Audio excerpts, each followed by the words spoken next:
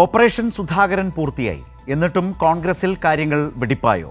പുതിയ അധ്യക്ഷനെ തെരഞ്ഞെടുത്ത ശേഷവും കോൺഗ്രസിൽ അതൃപ്തിയുടെ ഒളിയമ്പുകൾ പായുന്നുണ്ട്. KPCCയിലും താഴോട്ടുമുള്ള പുനഃസംഘടനാ അംഗമാണ് ഇനി കാണാനിരിക്കുന്നത്. ഇതൊക്കെ ദില്ലിയിൽ ചർച്ച ചെയ്യുമ്പോൾ പ്രവർത്തക സമിതിയിലേക്ക് ഉയർത്തിയ കെ സുധാകരൻ ആ വഴിക്ക് പോയതേയില്ല. പല MP-മാരും അതൃപ്തിയിലാണ്. അവരുടെ അഭിപ്രായങ്ങൾ ചോദിക്കുന്ന പതിവ് ഇക്കുറി തെറ്റിച്ചു. സണ്ണി ജോസഫിനെ അവരോധിക്കുന്ന സന്തോഷ മുഹൂർത്തം കാണാൻ അവരിൽ പലരും തിരുവനന്തപുരത്തേക്ക് വന്നതുമില്ല. നേതൃത്വത്തെ KC വേണുഗോപാൽ കൈപ്പിടിയിലൊതുക്കി. ഇനി KPCCയും DCCകളുമാണ് ബാക്കി. ഇന്ന് ഈ ചർച്ചയിൽ പങ്കെടുക്കുന്നത് advocate K Anilkumar, CPIM, Jacob George, മാധ്യമപ്രവർത്തകൻ, TJ ശ്രീലാൽ, മാധ്യമപ്രവർത്തകൻ, ഡോക്ടർ പ്രേംകുമാർ, രാഷ്ട്രീയ നിരീക്ഷകൻ. ഞാൻ ശ്രീ അനിൽകുമാർ ഈ ചർച്ചയിലേക്ക് കോട്ടയത്തു നിന്ന് എത്തിയിട്ടുണ്ട്. നേരിട്ട് കോൺഗ്രസ് രാഷ്ട്രീയത്തിൻ്റെ ഉള്ളിലേക്ക് പോകുന്നതിന് മുമ്പ് തന്നെ ഇന്നിപ്പോൾ മലയാള മനോരമ സണ്ണി ജോസഫ് വന്ന പശ്ചാത്തലത്തിൽ ഇന്ന് മുഖപ്രസംഗം എഴുതുകയുണ്ടായി. അതുമായി ബന്ധപ്പെട്ട് അതിലെഴുതിയിരിക്കുന്നൊരു വാചകം രാഹുൽ ഒരു വളരെ പ്രധാനപ്പെട്ട കോൺഗ്രസ് നേതൃയോഗത്തിൽ പറഞ്ഞു അത്രേ: പിണറായി സർക്കാരിലും മെച്ചപ്പെട്ട സർക്കാരിനെ കേരള ജനത അർഹിക്കുന്നുണ്ട് എന്ന് ഏതോ ഒരു പാർട്ടി കോൺഗ്രസ് യോഗത്തിൽ രാഹുൽ ഗാന്ധി പറഞ്ഞു എന്നാണ് ഈ മുഖപ്രസംഗത്തിൽ മലയാള മനോരമ എഴുതുന്നത്. അതായത് കോൺഗ്രസിനകത്ത് എല്ലാവരും ഒറ്റക്കെട്ടോടെ, നേതാക്കളെല്ലാം അങ്ങനെ ചേർന്ന് നിന്നാൽ എല്ലാമായി, അത് വിജയം താനേ കോൺഗ്രസ്സിലെത്തിക്കും എന്ന ഒരു കോൺഗ്രസ് പ്രതീതിയോ നേതാക്കളുടെ ചിന്തയോ അത് പേറുന്ന ഒരു മുഖപ്രസംഗമോ ആണ് ആ നിലയിൽ വന്നത്. അതിന് ആധാരമായി പറയുന്നത് രാഹുൽ ഗാന്ധിയുടെ വാക്കുകൾ കൂടിയാണ്. ഞാൻ ശ്രീ അനിൽകുമാറിൻ്റെ മുമ്പിലേക്ക് ആദ്യം അതാണ് വെക്കുന്നത്. റൈറ്റ്, ശ്രീ അനിൽകുമാറിലേക്ക് വരാം. അദ്ദേഹത്തിൻ്റെ ലൈൻ കട്ടായിട്ടുണ്ട് എന്ന് വിചാരിക്കുന്നു. ഞാൻ ശ്രീ ജേക്കബ് ജോർജ് ചർച്ചയിലേക്ക് എത്തുന്നതേ ഉള്ളൂ എന്നാണ് കരുതുന്നത്. എങ്ങനെയുണ്ട് ശ്രീ പ്രേംകുമാർ?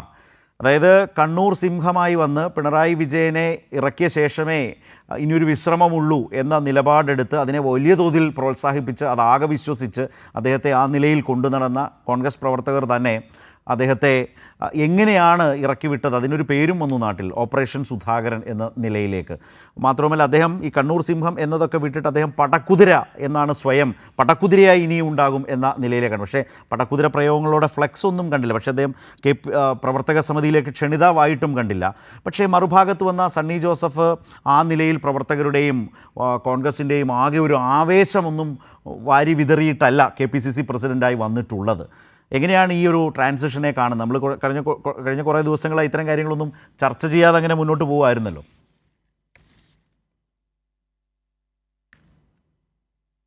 പ്രേംകുമാർ കേൾക്കുന്നില്ലേ? റൈറ്റ്, അദ്ദേഹവും കേൾക്കുന്നില്ല. റൈറ്റ്, എന്നാൽ ഇനി ശ്രീലാൽ മാത്രമാണ് എൻ്റെ ആശ്രയം. ശ്രീലാൽ, ഒന്നൊന്ന് മാറ്റിപ്പിടിക്കാം. ഇപ്പോൾ ദില്ലിയിലെ ചർച്ചകൾ നടക്കുന്നുണ്ടല്ലോ. അതായത് KPCC പുനഃസംഘടന, DCCകൾ, പുതിയ DCC പ്രസിഡൻറ്റുമാർ, അതിലേക്കാണ് പുതിയ നേതൃത്വം ഊന്നൽ കൊടുക്കുന്നത്. പക്ഷേ ഇന്ന് വാർത്തകളിലൊക്കെ കണ്ടൊരു കാര്യം, KPCCയുടെ മുൻ അധ്യക്ഷന്മാരെയൊക്കെ വിളിച്ചിരുന്നു, അവരാരും പോകുന്നില്ല, ആരും പോയിട്ടില്ല. ഇന്നലെയുമൊക്കെ നമ്മൾ കണ്ടു സണ്ണി ജോസഫിനെ KPCC പ്രസിഡൻ്റായി ആ ചടങ്ങിലേക്ക് മുൻ KPCC പ്രസിഡന്റുമാർ വരാതിരുന്നു, MP-മാർ വരാതിരുന്നു. ഇന്നിപ്പോൾ ദില്ലിയിലേക്കും ആ നിലയിൽ ഹൈക്കമാൻഡ് വിളിച്ചാൽ അതിവേഗം പോകുന്നവരാണ് കോൺഗ്രസ് നേതാക്കൾ. പക്ഷേ ഇവർക്കൊക്കെ ഒരു അതൃപ്തിയുണ്ട്. പോയിട്ടും പ്രത്യേകിച്ച് കാര്യമില്ല എന്നതുകൊണ്ടാണോ, അവിടെ പോയതുകൊണ്ട് എന്ത് കാര്യം എന്ന് ചിന്തിക്കുന്നത് കൊണ്ടാണ്? എന്താണ് അങ്ങനെ സംഭവിക്കുന്നത്? ഒരു വിമുഖത എന്തുകൊണ്ടാകും? നേരത്തെ തുടക്കത്തിലൊരു കാര്യം പറയട്ടെ. KPCC പുനഃസംഘടന നടത്തിയതിന് ഒരു നല്ല കാര്യമായി തന്നെയാണ് ഞാൻ കാണുന്നത്. കാരണം KPCC മറ്റെല്ലാ പാർട്ടികളും, ഇപ്പോൾ CPM ആയാലും അതേപോലെ CPIയുടെ നടപടിയിൽ തുടർന്ന് വരുന്നു. ഭാരവാഹികളെ ആയിട്ടുള്ളൂ. എന്നിരുന്നാൽ പോലും BJPയും ഒക്കെ പുതിയ പ്രസിഡൻ്റൊക്കെ തീരുമാനിക്കുകയും ഒക്കെ ആവശ്യിക്കുമ്പോൾ KPCCക്ക് ശരിക്കും അവരുടെ കാര്യത്തിൽ ഒരു അഴിച്ചുപണി അത്യാവശ്യമായിരുന്നു.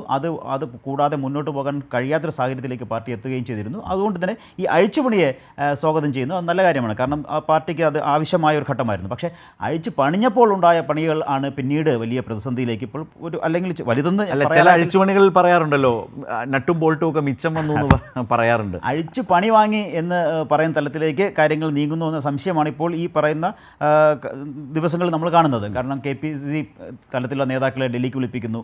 അവർ ഡൽഹിക്ക് പോകാൻ പലരും വിമുഖത കാണിക്കുന്നു. സാധാരണ ശരത്ത് ചൂണ്ടിക്കാട്ടിയത് പറഞ്ഞതുപോലെ KPCC നേതാക്കളെ വിളിക്കാതെ തന്നെ അവിടെ പോയി അപ്പോയിൻമെൻറ്റ് ചോദിച്ച് കാത്തു നിന്ന് രാഹുൽ ഗാന്ധിയെ മറ്റും കാണുന്ന നേതാക്കൾ പോലും ഇത്തവണ പോകാൻ തയ്യാറായിട്ടില്ല എന്നുള്ള ഒരു ഭാഗത്ത്. രണ്ട്, ഒരു അക്കോമഡേഷൻ നിലയ്ക്ക് കെ സുധാകരന് നൽകിയ ഒരു ചുമതല, അദ്ദേഹത്തിന് നൽകിയ ഒരു പദവി, ആ പദവി ഏറ്റെടുത്തിട്ട് പദവി ലഭിച്ചിട്ട് പോലും അദ്ദേഹത്തിന് അതൃപ്തി മാറിയിട്ടില്ല എന്നുള്ളതും ഒരു ഭാഗത്ത് നിൽക്കുന്നു.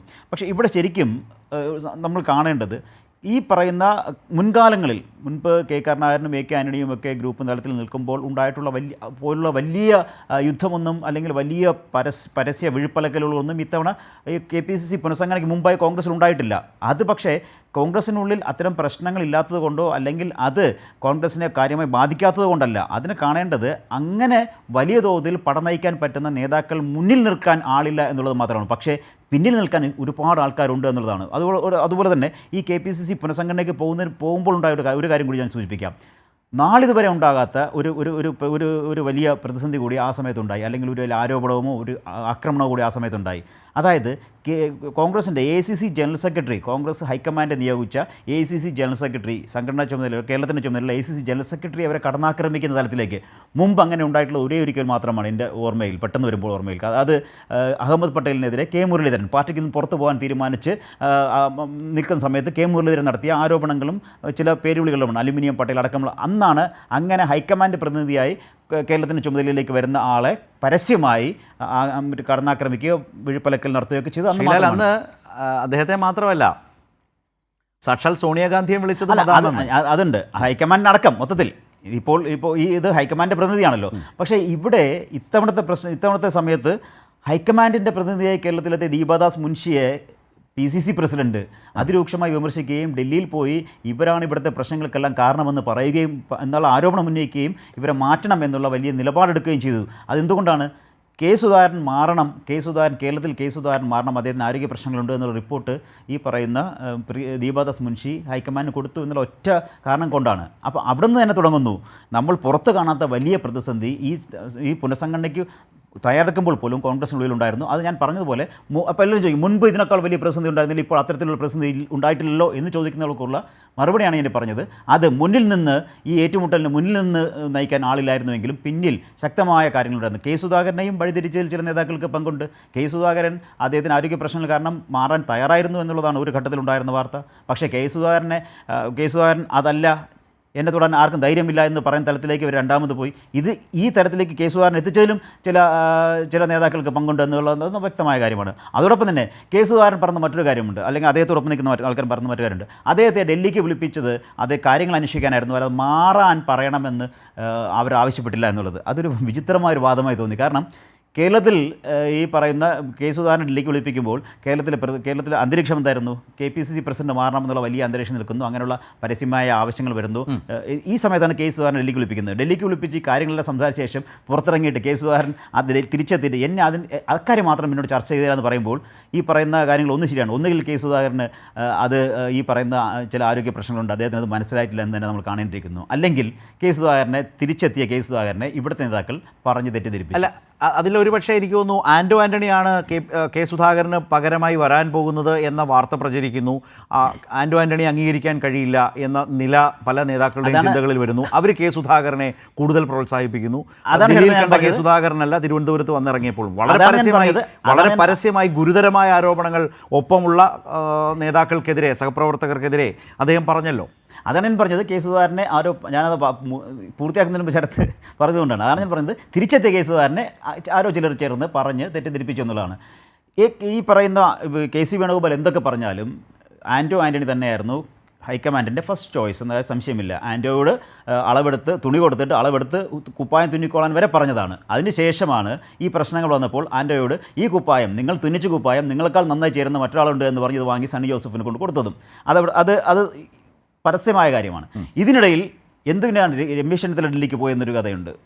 ഇങ്ങനെ ചില നേതാക്കൾ ഡൽഹിക്ക് പോകുന്നു, പല നേതാക്കൾ വിളിക്കുന്നു. ഇങ്ങനെ മൊത്തത്തിൽ ഈ കേരളത്തിൽ ഇപ്പോൾ, അല്ലെങ്കിൽ കേരളത്തിൽ മാത്രമല്ല രാജ്യത്ത് ഇപ്പോൾ കോൺഗ്രസ് എത്തിപ്പെട്ട് നിൽക്കുന്ന സാഹചര്യത്തെ അതിൽ നിന്ന് മറികടക്കാനും അതിൽ നിന്ന് കരകയറാനും, പ്രത്യേകിച്ച് അത് കരകയറാൻ ഏറ്റവും സാധ്യതയുള്ള, അല്ലെങ്കിൽ ഏറ്റവും അവർക്ക് വേരുള്ള, ഏറ്റവും ശക്തിയുണ്ട് എന്ന് അവകാശപ്പെടുന്ന സംസ്ഥാനത്ത് പോലും ഇത്തരത്തിലുള്ള പ്രതിസന്ധികളും ഇത്തരത്തിലുള്ള പഴിചാരലുകളും ഇത്തരത്തിലുള്ള പരസ്പരം വിഴുപ്പലക്കലുകളും പിന്നിൽ നിന്ന് കുത്തലുമെല്ലാം ഇപ്പോഴും തുടരുന്നു എന്നുള്ളതാണ് ഈ KPCC പുനഃസംഘടന നമ്മുടെ മുന്നിൽ തുറന്നു കാണിക്കുന്നത്. റൈറ്റ്. ഒരു കാര്യം വ്യക്തമാണ്, സംഘടനാപരമായി അങ്ങേയറ്റം ദുർബലമായ ഒരു സാഹചര്യത്തിൽ കോൺഗ്രസ് നിൽക്കുമ്പോഴും അതിനെ മെച്ചപ്പെടുത്താൻ കഴിയുന്ന ഒരു സാഹചര്യത്തിലേക്ക് പോകുന്നതിന് പകരം വലിയ അസംതൃപ്തികൾ ഒക്കെ തന്നെ കൂടുതൽ സൃഷ്ടിക്കും വിധത്തിലേക്കാണ് പുതിയ തീരുമാനങ്ങൾ പോയിട്ടുള്ളത്. ആ തീരുമാനമെടുക്കുന്നതിൽ വന്നിട്ടുള്ള വൈകൽ, കെ സുധാകരൻ്റെ എതിർപ്പുകൾ, അതിനെ പ്രോത്സാഹിപ്പിച്ച നേതാക്കൾ, ഇതെല്ലാം നിൽക്കുന്നു. ഞാൻ മറ്റുള്ളവരിലേക്ക് വേഗം വരികയാണ്. ശ്രീ പ്രേംകുമാർ ഇപ്പോൾ കേൾക്കുന്നുണ്ടെന്ന് വിചാരിക്കുന്നു. ഞാൻ മുമ്പ് പറഞ്ഞത് കണ്ണൂർ സിംഹം എന്ന നിലയ്ക്കാണ് കെ സുധാകരൻ KPC പ്രസിഡൻ്റായി വന്നത്. വലിയ തോതിലുള്ളൊരു ഒരു വലിയ പ്രൊപ്പഗൻഡയായിരുന്നു. കോൺഗ്രസ് പ്രവർത്തകർ വലിയ ആവേശത്തിലായിരുന്നു. പക്ഷേ സണ്ണി ജോസഫ് വരുമ്പോൾ അത്തരമൊരു വലിയ ആവേശമോ അത്തരം ഒരു ഇളക്കമോ ഓളമോ ഒന്നും കാണുന്നില്ല. പക്ഷേ അദ്ദേഹം തന്നെ അതുകൊണ്ട് തന്നെ പറയുന്നു, താഴെത്തട്ടിൽ പ്രവർത്തകർ തനിക്കൊപ്പമുണ്ട് എന്ന രീതിയിൽ KPC പ്രസിഡന്റ് പറയേണ്ടി വരുന്നു. കെ സുധാകരനാകട്ടെ കണ്ണൂർ സിംഹം എന്നുള്ള ആ വിശേഷണം ഒഴിവാക്കി അദ്ദേഹം സ്വയം ഒരു പടക്കുതിരയായി പ്രഖ്യാപിച്ചു. ഇനി പടക്കുതിരയായി കൂടെ ഉണ്ടാകും എന്നാണ് പറഞ്ഞത്. പിണറായിയെ ഇറക്കാൻ വന്ന കുറേ KPC പ്രസിഡന്റുമാരുണ്ട്. അതൊരു വലിയ ലിസ്റ്റാണ്. അവരോരോരുത്തരായി പൊഴിഞ്ഞു പോകുന്നതാണ് കാണുന്നത്. ഏറ്റവും ഒടുവിൽ ഇപ്പോൾ സണ്ണി ജോസഫാണ്. ഇന്ന് കേരള കൗമുദി പത്രത്തിൽ നമ്മുടെ സുജിത്തിന്റെ ഒരു കാർട്ടൂൺ വന്നിട്ടുണ്ട്. അതില് പഞ്ചാബി ഹൗസിന്റെ അകത്ത് പഞ്ചാബി ഹൗസിനകത്ത് എന്താ പറയാ, ഗുസ്തി പിടിക്കാൻ വേണ്ടിയിട്ടേ ആ ഘടാഘടിയനായ പഞ്ചാബിയെ നേരിടാൻ വേണ്ടിയിട്ട് ഹരിശ്രീ അശോകനെ കളത്തിലേക്ക് വലിച്ചിരുന്ന കൊച്ചിൻ ഹനീഫയുടെ ചിത്രം വെച്ചുകൊണ്ട് ഇത് ഉഗ്രപ്രതാപിയായ പിണറായി വിജയനെ ശരിയാക്കാൻ വേണ്ടിയിട്ട് സണ്ണി ജോസഫിനെ താഴേക്ക് എടുത്തിരുന്ന ഒരു സാധനം വെച്ചുകൊണ്ട് ഒരു കാർട്ടൂൺ വരച്ചിട്ടുണ്ട്.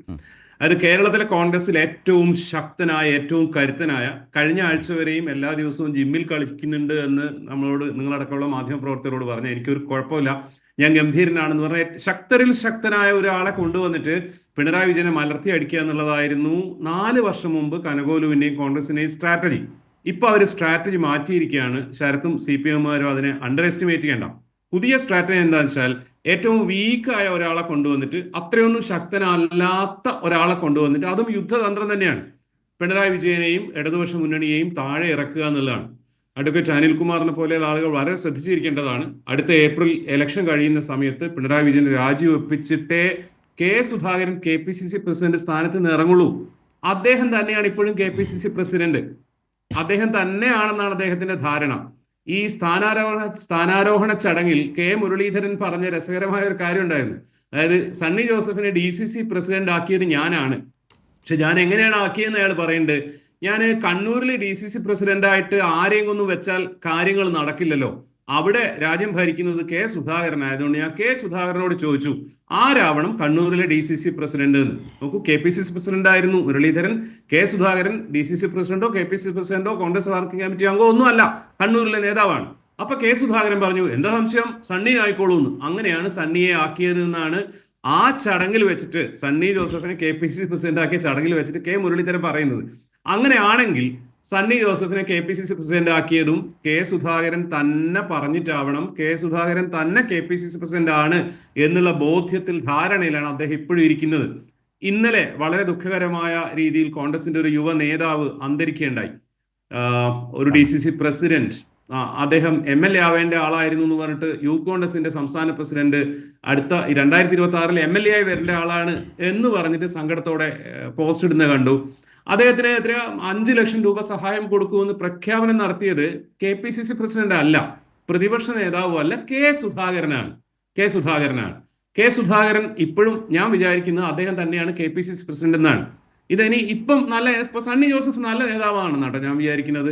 അത്യാവശ്യം വൃത്തിക്ക് സംസാരിക്കുന്ന, കാര്യങ്ങളൊക്കെ മനസ്സിലാക്കുന്ന, അതേ ഒരു വക്കീലാണ്. ഇടയ്ക്കിടയ്ക്ക് ഇംഗ്ലീഷ് മലയാളമൊക്കെ സെൻസ് ചെയ്ത് പറയാം. ഞങ്ങൾ പലതവണ ചർച്ചകളിലൊക്കെ പങ്കെടുത്തിട്ടുള്ളതാണ്. നല്ല ആളാണ്. അദ്ദേഹത്തിന് ഇപ്പൊ പ്രശ്നമൊന്നുമില്ല. പക്ഷേ ഈ KPCC പ്രസിഡന്റ് സീറ്റിൽ ഇരിക്കുമ്പോഴാണ് ഇവർക്ക് പ്രശ്നം തുടങ്ങുന്നത് സത്യം പറഞ്ഞാൽ. കാരണം ഒരു കാര്യം നേരാവണ്ണം ആലോചിക്കാനോ പറയാനോ ഒന്നും സമ്മതിക്കില്ല, അതിനുള്ള സാവകാശം ഉണ്ടാവില്ല. മീഡിയ വണ്ണിന് കൊടുത്ത ഇന്റർവ്യൂവിൽ സണ്ണി ജോസഫ് പറയുന്നത്, മുഖ്യമന്ത്രി ആവാൻ ആവശ്യപ്പെടുകയാണെങ്കിൽ ഞാൻ KPCC പ്രസിഡന്റ് സ്ഥാനവും MLA സ്ഥാനവും രാജിവെക്കുന്നതാണ്. എനിക്ക് എത്ര ആലോചിച്ചിട്ടും മനസ്സിലായിട്ടില്ല ആ മനുഷ്യൻ പറയുന്നതിന്റെ ലോജിക്ക് എന്താണെന്നുള്ളത്. അതായത് ഈ അടുത്ത 2026 ഏപ്രിലിന് ഉള്ളിൽ ഇദ്ദേഹത്തോട് ആരെങ്കിലും മുഖ്യമന്ത്രി ആവാൻ പറയുന്നതാണോ? ഇപ്പോഴാണല്ലോ മൂപ്പര് MLA ആയിരിക്കുന്നത്, അത് രാജിവെക്കുന്ന പറയുന്നത്. ഇനി 2026 തെരഞ്ഞെടുപ്പ് നടന്നതിന് ശേഷം സണ്ണി ജോസഫ് MLA ആവുകയും UDFന് ഭൂരിപക്ഷം കിട്ടുകയും എന്നിട്ട് സണ്ണി ജോസഫിനോട് മുഖ്യമന്ത്രി ആവാൻ ഹൈക്കമാൻഡ് പറഞ്ഞാൽ അദ്ദേഹം എന്തിനാ MLA സ്ഥാനം രാജിവെക്കുന്നത്? എത്ര ആലോചിച്ചിട്ട് മനസ്സിലാവാത്ത കാര്യമാണ്. ഇതിനു മുന്നേ ഒരിക്കലും സണ്ണി ജോസഫ് ഇങ്ങനെ ഇത്ര അബ്സർഡായിട്ട് സംസാരിക്കുന്നത് നമ്മൾ കേട്ടിട്ടില്ല. അപ്പോൾ BJP-യുടെ സംസ്ഥാന പ്രസിഡന്റ് ആകുന്ന പോലെ തന്നെയാണ് KPCC പ്രസിഡന്റ് എന്നുള്ള വളരെ എന്താ പറയുക ഇൻസെക്യൂർ ആയിട്ടുള്ള ഭയങ്കര ന്യൂസൻസ് ഉണ്ടാവുന്ന ഒരു സീറ്റിൽ ഇരിക്കുമ്പോൾ ഇവർക്ക് ലോജിക്ക് സംസാരിക്കാൻ പറ്റില്ല എന്നുള്ളത് പലപ്പോഴും. സണ്ണി ജോസഫിന്റെ മുകളിൽ സണ്ണി ജോസഫ് വലിയ നേതാവാണെന്ന് അംഗീകരിക്കാത്ത ഒരു 10 തല മുതിർന്ന നേതാക്കളെങ്കിലും കേരളത്തിലെ കോൺഗ്രസിലുണ്ട്. അവരുടെ പേര് എന്നെക്കാളും വിശദമായിട്ട് അറിയുന്ന 1-2 പേര് പാനൽ ഉണ്ടെന്നുള്ളത് ഞാൻ എണ്ണുന്നില്ല. അവരാരും ഇദ്ദേഹത്തെ ഒരു സീനിയർ ആയിട്ടോ പ്രസിഡന്റ് ആയിട്ടോ അംഗീകരിക്കില്ല എന്നും സുധാകരൻ പറയുന്ന കാര്യങ്ങൾക്ക് ഏതെങ്കിലും തരത്തിൽ എതിരായിട്ട് എന്തെങ്കിലും ഒരു കാര്യം സണ്ണി ജോസഫ് പറഞ്ഞാൽ അപ്പൊ സുധാകരൻ എന്താവും പറയുക എന്നുള്ളതൊക്കെ അനുസരിച്ചിരിക്കും ഇദ്ദേഹത്തിന്റെ നേതൃത്വത്തിലുള്ള KPCCയുടെ മുന്നോട്ട് പോക്കുന്ന ഞാൻ വിചാരിക്കുന്നു. 2 ഇൻസിഡന്റ് ഏതായാലും പ്രേംകുമാർ ഇത്രയും പറഞ്ഞു. 2 ഇൻസിഡന്റ്, അതായത് ഈയിടെ ഒരു വീഡിയോ, ഈയിടെ എന്നല്ല, ഈ സണ്ണി ജോസഫ് പ്രസിഡന്റ് ആയതിനു ശേഷം കണ്ടൊരു വീഡിയോയിൽ സണ്ണി ജോസഫിനെയും ബെന്നി ബെഹനാനെയും കൂടെ താരതമ്യം ചെയ്തുകൊണ്ടൊരു വീഡിയോ. അപ്പോൾ അത് കാണുമ്പോൾ താങ്കൾ ഈ പറഞ്ഞതുപോലെ KPCC പ്രസിഡന്റ് ആകുന്ന നിലയിലേക്കൊക്കെ എത്താറായിട്ടുണ്ടോ സണ്ണി ജോസഫ് എന്ന് സ്വാഭാവികമായി ആളുകളിലേക്കൊരു സംശയം അല്ലെങ്കിൽ ഒരു ബോധ്യം, തോന്നൽ ജനിപ്പിക്കും വിധത്തിലേക്കൊരു വീഡിയോ കാണാനിടയായി. ബെന്നി ബെഹനാൻ ഏതാണ് 96 AICC അംഗമായതാണ്, MLA ആയി, MP ആയി, UDF ചെയർമാനായി, കൺവീനറായി, ഇങ്ങനെയൊക്കെ പറഞ്ഞു പോകുന്നു. പകരം അദ്ദേഹം സണ്ണി ജോസഫ് അദ്ദേഹത്തിൻ്റെ നാട്ടിൽ സർവീസ് സഹകരണ സംഘത്തിൻ്റെ ബോർഡ് അംഗമായെന്നോ പ്രസിഡൻ്റായെന്നോ ബാർ അസോസിയേഷൻ പ്രസിഡൻ്റായെന്നൊക്കെ പറഞ്ഞിട്ട് ആ പറയുന്ന ആളിരുന്ന് ചിരിക്കുകയാണ്. അപ്പോൾ അതല്ല വലിയ വിഷയം. ഞാൻ പറഞ്ഞു ഇങ്ങനത്തെ താരതമ്യങ്ങളൊക്കെ ഈ നാട്ടിൽ നടക്കുന്നു. രണ്ടാമത്തെ കാര്യം, കൗമുദിക്ക് മറ്റു കൊടുത്ത അഭിമുഖത്തെക്കുറിച്ച് പറഞ്ഞ പോലെ തന്നെ മറ്റൊരു മീഡിയ വേണ്ട കാര്യമാണ് പറഞ്ഞത്. അതുപോലെ തന്നെ ഇന്ന് ഒരു പത്രത്തിന് കൊടുത്ത അഭിമുഖത്തിൽ, ആദ്യ അഭിമുഖങ്ങളിൽ ഒന്നാണല്ലോ, അദ്ദേഹം പറയുന്നത് സമൂഹ മാധ്യമങ്ങളിൽ വലിയ ചർച്ചയുണ്ട്. പിണറായി സർക്കാർ അധികാരത്തിലെത്തിയ ശേഷം നടന്ന ഉപതെരഞ്ഞെടുപ്പുകളിലെല്ലാം UDF ആണ് ജയിച്ചത് എന്ന് അദ്ദേഹം പറഞ്ഞത് അടിച്ചു വന്നു, പത്രത്തിൽ നിന്ന് അടിച്ചു വന്നു. അപ്പോൾ ആളുകൾ ചോദിക്കുകയാണ്, അപ്പം ഈ പിണറായി നാട്ടിൽ മുഖ്യമന്ത്രി ആയപ്പോഴല്ലേ കോന്നിയിലും വട്ടിയൂർക്കാവിലും ഒക്കെ അന്ന് പാലായിൽ ഇടതുപക്ഷം പിടിച്ചു, അത് കഴിഞ്ഞ് ചേലക്കരയിൽ പോയി, ഇതൊക്കെ അപ്പോൾ ഇങ്ങനെ കാര്യങ്ങൾ പറയുന്നതിലെ അബദ്ധത്തെയും ആളുകൾ ചൂണ്ടിക്കാട്ടുന്നു, വലിയ രാഷ്ട്രീയമായ തെറ്റുകൾ പറയുന്നു എന്ന ഒരു പ്രശ്നം കൂടി ചർച്ചയായി വന്നിട്ടുണ്ടെന്ന് ഞാൻ സാന്ദർഭികമായി പറഞ്ഞതാണ്. പൂർത്തിയായിക്കോളൂ രാജ്കുമാർ, പ്രേംകുമാർ. അതായത് അദ്ദേഹം പറയുന്നത്, നമ്മൾ വിചാരിക്കുന്നത് അദ്ദേഹം ഇടതുപക്ഷ മുന്നണിയെയും പിണറായി വിജയൻ എന്നുള്ള 3ാം ടേമിലേക്ക് പോകാൻ പ്രിപ്പയർ ചെയ്ത് നിൽക്കുന്ന കേരളത്തിലെ CPM-ലെ ഇടതുപക്ഷത്തിലെ ഏറ്റവും തലപ്പൊക്കമുള്ള നേതാവിനെയാണ് ശത്രുവായി കാണുന്നതെന്നാണ്. സത്യത്തിൽ അങ്ങനെയല്ല. അദ്ദേഹം തിരിഞ്ഞു നോക്കുമ്പോൾ അദ്ദേഹത്തിന് ഇടത്തും വലത്തും നിൽക്കുന്ന കോൺഗ്രസിന്റെ അകത്തുള്ള 1 ഡസൻ താപ്പാനകളാണ് ഇദ്ദേഹത്തെ ഭയപ്പെടുന്നത്. ഇവരെ എന്ത് ചെയ്യുമെന്നുള്ളതാണ് സണ്ണി ജോസഫിന് പിടികിട്ടാത്തത്. ഇത്തരം ഭീകരന്മാരെ ഒതുക്കി കൊണ്ടുപോയ പ്രാപ്തിയോ ശേഷിയോ ഒന്നും ഒരുപക്ഷെ കേരളത്തിലെ കോൺഗ്രസിൽ സുധാകരനോ മുരളീധരനോ ഉള്ളതുപോലെ ഒരു ധൈര്യം സണ്ണി ജോസഫിന് ഇല്ല. സണ്ണി ജോസഫിന് അതിനുള്ള പ്രാപ്തി ഇല്ല എന്നുള്ളത് ഇവർക്ക് എല്ലാവർക്കും അറിയാമെന്ന് അദ്ദേഹത്തിനും അറിയാം. അടുത്ത് നടക്കാൻ പോകുന്ന ത്രിതല പഞ്ചായത്ത് തെരഞ്ഞെടുപ്പുകളെ പറ്റിയിട്ട് അദ്ദേഹം ആദ്യം തന്നെ എക്സ്ക്യൂസാ പറയുന്നത്, ഈ ഡീലിമിറ്റേഷന്റെ അകത്ത് LDF ചെയ്ത് ശരിയല്ല, അതിനെതിരെ ഞങ്ങൾ കോടതിയിൽ പോകുന്ന പറയുന്നത്, അതിനെതിരെ ഇലക്ഷൻ കമ്മീഷൻ സമീപിക്കുന്ന പറയുന്നത്. മീഡിയ വണ്ടിൽ ജേർണലിസ്റ്റ് ചോദിക്കുന്നുണ്ട്, ഇപ്പൊ നിങ്ങൾ മുൻകൂർ ജാമ്യം എടുക്കുകയാണോ എന്ന്. നോക്കൂ, ത്രിതല പഞ്ചായത്ത് തെരഞ്ഞെടുപ്പിലേക്ക് UDF-നെ പ്രിപ്പയർ ചെയ്യാൻ വേണ്ടിയിട്ട് ചാർജ് എടുത്ത KPCC പ്രസിഡന്റ് പറയുന്നത് വാർഡ് പുനർനിർണ്ണയം ശരിയല്ല, അതിനെതിരെ കോടതിയിൽ പോകുന്നതാണ്. അപ്പൊ അദ്ദേഹത്തിന് ഭയങ്കരമായ ഭയമുണ്ട്. സുജിത്തിന്റെ കാർട്ടൂൺ വളരെ വളരെ കൃത്യമാണ്. പഞ്ചാബി ഹൗസിലെ റിംഗിലേക്ക് ഹരിശ്രീ അശോകൻ എത്തുമ്പോഴുള്ള ഹരിശ്രീ അശോകന്റെ അതേ ഫീൽഡിലാണ് സണ്ണി ജോസഫ് ഉള്ളത്. അദ്ദേഹം അത് മറികടന്ന് ഗംഭീരനായ ഒരു KPCC പ്രസിഡന്റ് ആവട്ടെ. അത് രാഷ്ട്രീയത്തെ കൂടുതൽ ഗംഭീരമായ വളരെ ആവേശകരമായ ചർച്ചകളിലേക്ക് സ്വാഭാവികമായും കൊണ്ടുപോയി. നല്ലതാവട്ടെ, പിണറായി വിജയനെ തനിക്ക് കൊള്ളാവുന്ന ഒരു പ്രതിയോഗി KPCC പ്രസിഡന്റ് ആയിട്ട് ഉണ്ടാവട്ടെ, അതിനുള്ള ഭാഗ്യം ഒരിക്കലെങ്കിലും ഉണ്ടാവട്ടെ എന്നാണ്. ഏതായാലും ആ കാർട്ടൂണിലേക്ക് തന്നെ പ്രേംകുമാർ തിരിച്ചെത്തില്ല. അതുകൊണ്ട് തന്നെ നമുക്ക് അടുത്ത ഘട്ടത്തിൽ ബാക്കി സംസാരിക്കാം. ഇവിടെ ഞാൻ ശ്രീ ജേക്കബ് ജോർജിലേക്ക് വരുന്നു, ശ്രീ അനിൽകുമാറിലേക്കും. ശ്രീ ജേക്കബ് ജോർജ്, ഇതുവരെയും സണ്ണി ജോസഫ് എന്ന് പറയുന്ന നേതാവ് ഇപ്പോൾ ഗ്രൂപ്പുകളിലാവാം, അല്ലെങ്കിൽ ഒരു നേതൃത്വത്തിൻ്റെ പിന്നിൽ നിന്നയാളാണ്, നേതാക്കളുടെ ഒപ്പം അവർക്ക് പ്രിയപ്പെട്ടവരായി. ഇന്നലത്തേക്ക് യോഗത്തിൽ എല്ലാ നേതാക്കന്മാരും അദ്ദേഹത്തെ കൈപിടിച്ചു കൊണ്ടുവന്നതിൻ്റെയും കൂടെ കൂട്ടിക്കൊണ്ടുവന്നതിൻ്റെയൊക്കെ പിതൃത്വം അവകാശപ്പെടാനൊക്കെയുള്ള വലിയ വെമ്പലായിരുന്നു. അതല്ലാതെ അദ്ദേഹം KPCC പ്രസിഡന്റ് ആകുന്നതോട് ഗംഭീരനായ ഒരാൾ KPCC പ്രസിഡന്റായി വന്നു, ഇനിയൊന്നും പേടിക്കാനില്ല, അദ്ദേഹം സംഘടനാപരം എന്ന രീതിയിൽ ഒരു KPCC പ്രസിഡന്റായി വരുന്നയാളിനെ അവതരിപ്പിക്കുന്നതിനപ്പുറം ഞങ്ങളൊക്കെ എങ്ങനെയാണ് ഞങ്ങളുടെയൊക്കെ കൂടെ നടന്ന് കാര്യങ്ങൾ പഠിച്ചത് എന്ന് പറയുന്ന നിലയിൽ അദ്ദേഹത്തെ പരിമിതപ്പെടുത്തുന്ന വിധത്തിലാണ് പലരും അദ്ദേഹത്തെ അവിടെ ഷോക്കേസ് ചെയ്യാൻ ശ്രമിച്ചിട്ടുള്ളത്. എന്തു ആവട്ടെ, ഒന്ന് ആ നിലയിലേക്ക് ഇപ്പോൾ മുമ്പുണ്ടായിരുന്ന പലരെക്കാളും ഒരുപടി ഉയർന്ന സുധാകരനേക്കാൾ ഒരുപടി ഉയർന്ന നിലയിലേക്ക് സണ്ണി ജോസഫിനെ അവതരിപ്പിക്കാൻ കോൺഗ്രസിനായോ? രണ്ടാമത്തെ കാര്യം, പിരിഞ്ഞു പോകുന്ന KPCC പ്രസിഡന്റ് എന്ന നിലയിൽ സുധാകരൻ പോലും സണ്ണി ജോസഫാണ് പ്രസിഡന്റ് ആവുന്നതെന്ന് യഥാർത്ഥത്തിൽ അറിയുന്നത് വാർത്തകളിലൂടെയല്ലേ?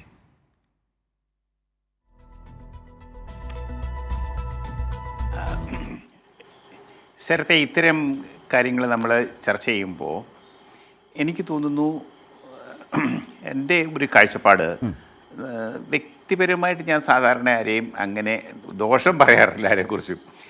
പ്രേംകുമാർ ഇപ്പം തന്നെ പറഞ്ഞില്ലേ, പ്രേംകുമാർ പറഞ്ഞത് ശരിക്കും അദ്ദേഹം വളരെ സൗമ്യനായ ഒരു പെരുദോഷം കേൾപ്പിക്കാത്ത ഒരു നേതാവായിട്ടാണ് അദ്ദേഹത്തെ അവതരിപ്പിച്ചത്. ഞാനും അതിനോട് യോജിക്കുന്നത്. കാരണം ഞാൻ നിയമസഭാംഗം എന്ന നിലയ്ക്ക് പലപ്പോഴും പല സാഹചര്യങ്ങളിലും നിയമസഭയിൽ വെച്ച് അദ്ദേഹത്തെ കണ്ടിട്ടുണ്ട്. സണ്ണി ജോസഫിൻ്റെ പ്രസംഗങ്ങൾ കേട്ടിട്ടുണ്ട്. 1-2 ചാനൽ ചർച്ചകളിൽ ഞങ്ങൾ പങ്കെടുത്തിട്ടുണ്ട്. വളരെ സൗമ്യനായ ഒരു നേതാവ് തന്നെയാണ് അദ്ദേഹം. പക്ഷേ അദ്ദേഹം ഒരു KPCC അധ്യക്ഷൻ കേരളത്തിലെ കോൺഗ്രസ് എന്ന സംഘടനയുടെ തലപ്പത്തേക്ക് വരിക എന്ന് പറയുമ്പോൾ, ഒരു കാലത്ത് കോൺഗ്രസ് KSUവിൽ നിന്ന്, യൂത്ത് കോൺഗ്രസിൽ നിന്ന് കടന്നു വന്ന AK ആന്റണിയെ പോലെ, ഉമ്മൻചാണ്ടിയെ പോലെ ഉള്ള പ്രഗത്ഭന്മാർ നയിച്ച ഒരു കോൺഗ്രസ് സംഘടന, ആ സംഘടനയുടെ തലപ്പത്തേക്ക് സണ്ണി ജോസഫ് എന്ന താരതമ്യേന ചെറുപ്പക്കാരനായ, താരതമ്യേന പരിചയമില്ലാത്ത, രാഷ്ട്രീയമായിട്ട് സംഘടനാപരമായിട്ട് അത്ര വലിയ പരിചയമില്ലാത്ത, രാഷ്ട്രീയമായിട്ട് കേരള സമൂഹത്തിൽ ഒരു തലയെടുപ്പില്ലാത്ത സണ്ണി ജോസഫ് വരുമ്പോൾ അദ്ദേഹത്തിൻ്റെ വിജയം നിലകൊള്ളുന്നത് ആ സ്ഥാനത്തെത്തുമ്പോൾ ആ സ്ഥാനത്തിനനുസരിച്ച് ഉയരാൻ അദ്ദേഹത്തിന് കഴിയുമോ എന്നുള്ള ചോദ്യത്തിൻ്റെ ഉത്തരമാണ് വരേണ്ടത്. ആ സ്ഥാനത്തൊക്കെ നമുക്കിപ്പം കെ മുരളീധരനെ കുറിച്ച് പറയാം. കെ മുരളീധരൻ ഇന്നും ചർച്ചാ വിഷയമായ ഒരു രാഷ്ട്രീയ നേതാവ് തന്നെയാണ്. കെ മുരളീധരൻ്റെ വരവ് വളരെ വളരെ ദയനീയമായ സ്ഥിതിയിൽ നിന്നായിരുന്നു. MP ആയി, സേവകദാൾ പ്രസിഡന്റ് എന്ന നിലയ്ക്കിൽ നിന്ന് നേരിട്ട് MP ആയി, അതും ആൻ്റണിയുടെ ഔദാര്യം കൊണ്ട്, കെ കരുണാകരൻ്റെ മകൻ എന്ന നിലയ്ക്ക് MP ആയി. പക്ഷേ അത് കഴിഞ്ഞിട്ട് കെ മുരളീധരൻ പടിപ്പടിയായിട്ട് ഉയർന്നു. KPCC അധ്യക്ഷനായപ്പോൾ കെ മുരളീധരൻ കേരളം കണ്ട ഏറ്റവും നല്ല KPCC അധ്യക്ഷന്മാരിൽ ഒരാളായിട്ട് മാറുകയായിരുന്നുവല്ലോ ശരത്തെ. അതുകൊണ്ട് എനിക്ക് കേരളത്തിലെ കോൺഗ്രസിൻ്റെ ഒരു പുതിയ നേതൃത്വം, ഒരു പുതിയ ചൈതന്യം പകരാൻ സണ്ണി ജോസഫിന് കഴിയുമെങ്കിൽ തീർച്ചയായിട്ടും അദ്ദേഹത്തിന് ഇന്നത്തെ സാഹചര്യത്തിൽ കെ സുധാകരൻ്റെ ഭരണകാലം, KPCC അധ്യക്ഷനായിരുന്ന 4 വർഷക്കാലം കോൺഗ്രസ്സിന് കാര്യമായി എന്തെങ്കിലും പുരോഗതിയോ വളർച്ചയോ ഉണ്ടായെന്ന് ഞാൻ കരുതുന്നില്ല. KPCC അധ്യക്ഷൻ എന്ന നിലയ്ക്ക് അന്നേ ഞാനൊക്കെ ചാനൽ ചർച്ചകളിലും ചില ലേഖനങ്ങളിലൊക്കെ എഴുതിയിരുന്നത്, ഒരു കാരണവശാലും KPCC അധ്യക്ഷൻ എന്ന നിലയ്ക്ക് ശോഭിക്കാൻ കഴിയുന്ന ആളാവില്ല സുധാകരൻ എന്നാണ് 4 വർഷം മുമ്പ് ഞാനൊക്കെ സൂചിപ്പിച്ചിരുന്നത്. പലരും എന്നോടൊക്കെ എതിർക്കുകയൊക്കെ ചെയ്തു. പക്ഷേ എന്ന് അദ്ദേഹം എത്ര കാര്യങ്ങളൊക്കെ വീമ്പടിച്ചു കെ സുധാകരൻ. അല്ല, അവിടെയാണ് ശ്രീ ജേക്കബ് ജോർജ്, അത് കെ സുധാകരൻ്റെ മാത്രം പരാജയമല്ല. പുറകോട്ട് നോക്കിയാൽ കെ സുധാകരൻ പരാജയപ്പെട്ടു, MM ഹസൻ പരാജയപ്പെട്ടു, മുല്ലപ്പള്ളി പരാജയപ്പെട്ടു. 2016 തെരഞ്ഞെടുപ്പിൻ്റെ സമയത്ത് VM സുധീരനാണ് KPCC പ്രസിഡന്റ്. ആ തോൽവിയുടെ സമയത്ത് പിന്നീടാണ് അദ്ദേഹത്തെ മാറ്റുന്നത്. എത്രയെത്ര പരീക്ഷണങ്ങൾ നടന്നു. അപ്പോൾ അതുകൊണ്ട് തന്നെ സണ്ണി ജോസഫിന് ഒരു വലിയ രാഷ്ട്രീയ വെല്ലുവിളി തന്നെയുണ്ട്. പക്ഷേ പ്രേംകുമാർ പറഞ്ഞൊരു വാചകം പ്രസക്തമല്ലേ, ഇപ്പുറത്ത് നിൽക്കുന്ന മുന്നണിയോ മുഖ്യമന്ത്രിയോ ആ എതിരാളികൾ എന്നതിനേക്കാൾ അപ്പുറം ഒപ്പം ചേർന്ന് നിൽക്കുന്ന ആളുകൾ തന്നെയല്ലേ അദ്ദേഹത്തിൻ്റെ ഏറ്റവും വലിയ, അദ്ദേഹം നേരിടേണ്ടി വരുന്ന വലിയ വെല്ലുവിളി അവരിൽ നിന്നല്ലേ.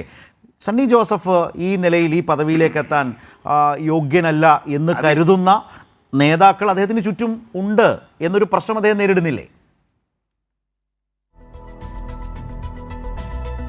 അത് ശരിയാണ് ശരത്തെ. കോൺഗ്രസ്സിൽ എപ്പോഴും ഏത് നേതാവ് അധികാരത്തിലേക്ക് വന്നാലും ആ നേതാവിനെ എതിർത്ത് തോൽപ്പിക്കാൻ തയ്യാറെടുത്ത് വരുന്ന കുറേ ശക്തികൾ, കുറേ നേതാക്കൾ കോൺഗ്രസ്സിനകത്ത് തന്നെ ഉണ്ടാവും. ഇപ്പോൾ ആൻ്റോ ആൻ്റണിയുടെ പേര് കേട്ടപ്പോൾ ആൻ്റണിക്കെതിരെ ശത്രുക്കൾ നിരനിരയായിട്ട് ഇറങ്ങുമായിരുന്നു. അവരെയൊക്കെ സുധാകരനെ പിന്തുണയ്ക്കാൻ കൂടി എല്ലാവരും. അത് സുധാകരൻ മാത്രം മതി, എന്ത് നല്ല പ്രസിഡന്റ്, എന്തൊക്കെ നേട്ടങ്ങളാണ് അദ്ദേഹം നേടിയത് എന്നൊക്കെ പറഞ്ഞിട്ട് ഒടുവിൽ സണ്ണി ജോസഫ് വന്നപ്പോഴത്തേക്ക് ആ എതിർപ്പ് കുറഞ്ഞു എന്ന കാര്യം ഓർക്കണം നമ്മൾ. സണ്ണി ജോസഫ് വന്നപ്പോൾ ഈ പറഞ്ഞതുപോലെ അങ്ങനെ ആരും എതിർക്കാനുണ്ടായില്ല. കാരണം ഹൈക്കമാൻഡ് ഒരു തീരുമാനം എടുത്തു കഴിഞ്ഞ് പ്രഖ്യാപിക്കുകയായിരുന്നു. ആ പ്രഖ്യാപനത്തോട് യോജിച്ചില്ലെങ്കിൽ തങ്ങൾ ഒറ്റപ്പെട്ടു പോകും. പിന്നെ ശരത്ത് ചോദിച്ച ചോദ്യം, പ്രധാനപ്പെട്ട നേതാക്കൾ ആരൊക്കെയാണെന്ന് കോൺഗ്രസിലെ പ്രധാനപ്പെട്ട നേതാക്കൾ? കെ മുരളീധരൻ, ഇപ്പോൾ പറഞ്ഞ VM സുധീരൻ, മുല്ലപ്പള്ളി തുടങ്ങിയ മുൻ KPCC അധ്യക്ഷന്മാർ, MP മാർ, ഇവർക്കൊക്കെ കേരളത്തിലെ കോൺഗ്രസിനകത്ത്, കേരളത്തിൻ്റെ പൊതു രാഷ്ട്രീയത്തിൽ എന്ത് പ്രസക്തിയാണ് എൻ്റെ ശരത്തെ ഉള്ളത്? എന്ത് പ്രസക്തിയാണ്? കെ സുധാകരൻ സ്ഥാനം നഷ്ടപ്പെട്ടതോടുകൂടി കെ സുധാകരന് കോൺഗ്രസ്സിൽ ഒരു സ്ഥാനവും ഇല്ലാതെയായി. കോൺഗ്രസിൻ്റെ അകത്തെ ഒരു സ്ഥിതി, ഒരു നേതാവ് സ്ഥാനത്തേക്ക് എത്തുമ്പോൾ ആ നേതാവിൻ്റെ കൂടെ അണിചേരുക എന്നുള്ളതാണ്. അത് തന്നെയാണ് നടക്കാൻ പോകുന്നത്. സണ്ണി ജോസഫിൻ്റെ കൂടെ ബാക്കിയുള്ള എല്ലാ ബന്ധങ്ങളും വിട്ടിട്ട് ആൾക്കാർ കൂടെ ചേരും, യാതൊരു സംശയമില്ല. റൈറ്റ്. ഇവിടെ ഞാൻ ശ്രീ അനിൽകുമാറിലേക്ക് വരികയാണ്. ശ്രീ അനിൽകുമാർ, ഏതായാലും കോൺഗ്രസ് രാഷ്ട്രീയത്തെ സംബന്ധിച്ചുള്ള അനാലിസിസിലാണ് ഇപ്പോൾ ശ്രീലാലും അതുപോലെ തന്നെ പ്രേംകുമാറും ജേക്കബ് ജോർജും സംസാരിച്ചത്. ഞാൻ താങ്കളോട് ആദ്യം സംസാരിച്ചിരുന്നു, പക്ഷേ അത് കേട്ടില്ല എന്ന് തോന്നുന്നു. അതിലൊരു കാര്യം ഇതിൽ നിന്ന് ഭിന്നമായി ഞാൻ ചോദിക്കാൻ ശ്രമിച്ചത്, ഇന്നിപ്പോൾ മലയാള മനോരമ ഈ സ്ഥാനാരോഹണത്തിന് ശേഷം, അല്ലെങ്കിൽ സണ്ണി ജോസഫ് KPC പ്രസിഡന്റ് ആയതിനു ശേഷം ആ ചടങ്ങ്, അവിടെ ഉണ്ടായിട്ടുള്ള ആ കാഴ്ചയിൽ നിന്നൊക്കെ ആവേശഭരിതമായി മലയാള മനോരമ മുഖപ്രസംഗത്തിലൂടെ കോൺഗ്രസ്സിന് വലിയ പ്രതീക്ഷയും പ്രത്യാശയും കൈവന്നിരിക്കുന്നു എന്ന നിലയിൽ പറയുമ്പോൾ, അതിലൊരിടത്ത് പറയുന്നുണ്ട്, കോൺഗ്രസ് നേതാവ് രാഹുൽ ഗാന്ധി പറഞ്ഞു അത്രേ, ഏതോ കോൺഗ്രസിൻ്റെ ഒരു പ്രധാനപ്പെട്ട യോഗത്തിൽ പറഞ്ഞു എന്നാണ് ഈ മുഖപ്രസംഗം പറയുന്നത്, പിണറായി സർക്കാരിലും മെച്ചപ്പെട്ട സർക്കാരിനെ കേരള ജനത അർഹിക്കുന്നുണ്ട് എന്ന് വെച്ചാൽ പറയാൻ ശ്രമിക്കുന്ന ഒരു കാര്യം, ഈ കോൺഗ്രസ്സിൽ അങ്ങനെ നേതാക്കളെല്ലാം കൂടെ അങ്ങ് ചേർന്ന് ഐക്യപ്പെട്ട് നിന്നാൽ, കെ മുരളീധരൻ പറഞ്ഞാൽ ഒറ്റക്കെട്ടാണ് നമ്മളെന്ന് പറഞ്ഞാൽ തന്നെ കേൾക്കുന്നവർക്കൊരു സംശയം തോന്നും. അങ്ങനെ നമ്മൾ അങ്ങനെ നിന്നു കൊടുത്താൽ മതി, അപ്പോൾ പിണറായിയേക്കാൾ മെച്ചപ്പെട്ട ഒരു സർക്കാരിനെ നമ്മൾക്ക് സമ്മാനിക്കാനാകും, അങ്ങനെ ഒരു സാഹചര്യം ഉണ്ട് എന്ന് ധരിച്ചാണ് കോൺഗ്രസ്സുകാരെങ്കിലും അല്ലെങ്കിൽ അതിനെ പിൻപറ്റി നിൽക്കുന്ന മാധ്യമങ്ങളെങ്കിലും ധരിക്കുന്നത് എന്ന് വേണം കരുതാൻ. ഈ മുഖപ്രസംഗമെങ്കിലും മിനിമം വായിച്ചാൽ. ശ്രീ അനിൽകുമാർ അത് കണ്ടിട്ടുണ്ടാകുമെന്ന് വിചാരിക്കുന്നു.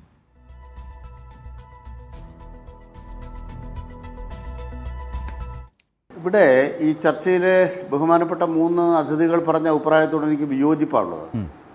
എൻ്റെ വിയോജിപ്പിന് കാരണം, കേരളത്തിലെ ഏതെങ്കിലും കോൺഗ്രസ് നേതാക്കന്മാർ അമാനുഷികന്മാരല്ല. ഒരു കോൺഗ്രസ് നേതാവും കേരളത്തിൽ ചരിത്രപരമായ സംഭാവനകൾ നൽകി ചരിത്രത്തിൽ ഇടം പിടിച്ചിട്ടില്ല. ആധുനിക കേരളത്തെ വികസിപ്പിച്ചതിൽ സ്വാതന്ത്ര്യ സമരകാലത്തെ കോൺഗ്രസിൻ്റെ നേതാക്കന്മാരെ മാറ്റി നിർത്തിക്കഴിഞ്ഞാൽ, പുതിയ കേരളം ഉണ്ടായ ശേഷം കോൺഗ്രസിൻ്റെ നേതൃത്വം വിമോചന സമരം മുതൽ എടുത്തിട്ടുള്ള സമീപനം നിഷേധാത്മകമാണ്. അതുകൊണ്ട് തന്നെ കേരളത്തിൻ്റെ വികസനത്തിന് സംഭാവന നൽകി അതിൻ്റെ ഭാഗമായി ജനമനസ്സിൽ ഇടം നേടി ഇതാ വലിയ നേട്ടങ്ങൾ നാടിനുണ്ടാക്കി കൊടുത്തിരിക്കുന്നു എന്ന തരത്തിൽ ഒരാളും ചരിത്രത്തിൽ സ്ഥാനം നേടിയിട്ടില്ല.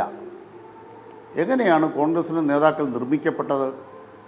എങ്ങനെയാണ് കോൺഗ്രസിൻ്റെ നേതാക്കൾ നിർമ്മിക്കപ്പെടുന്നത്? നമ്മുടെ നാട്ടിലെ വലതുപക്ഷ മാധ്യമങ്ങളുടെ പിന്തുണയോടുകൂടി. അപ്പോൾ കുഴിയാനെ ആനയാക്കാൻ കഴിയുന്ന വലതുപക്ഷ മാധ്യമങ്ങൾക്ക് മുമ്പിൽ 2-3 ദിവസക്കാലം കൊണ്ട് ഇപ്പോൾ ഇവിടെ ബഹുമാനപ്പെട്ട പ്രേംകുമാർ അവതരിപ്പിച്ച ഹരിശ്രീ അശോകൻ്റെ രൂപത്തിലുള്ള ഒരാളെ ശരിയായ ഗോതയിൽ ഇറക്കുന്ന ഒരു വലിയ കരുത്തുറ്റ ആളായി അവതരിപ്പിക്കാൻ കഴിയുന്ന മാധ്യമങ്ങളുടെ ഒരു ബിംബവൽക്കരണത്തിലാണ് ഈ വലതുപക്ഷത്തിൻ്റെ നേതാക്കന്മാരായി വലിയ നേതാക്കന്മാരായി വളർന്നു നിൽക്കുന്നത്. അതുകൊണ്ട് ഒരു നേതാവിനെയും കുറച്ച് കാണാൻ ആഗ്രഹിക്കുന്നില്ല, കുറച്ച് കാണാൻ പാടില്ല. വ്യക്തികൾ തമ്മിലല്ല ഏറ്റുമുട്ടുന്നത്.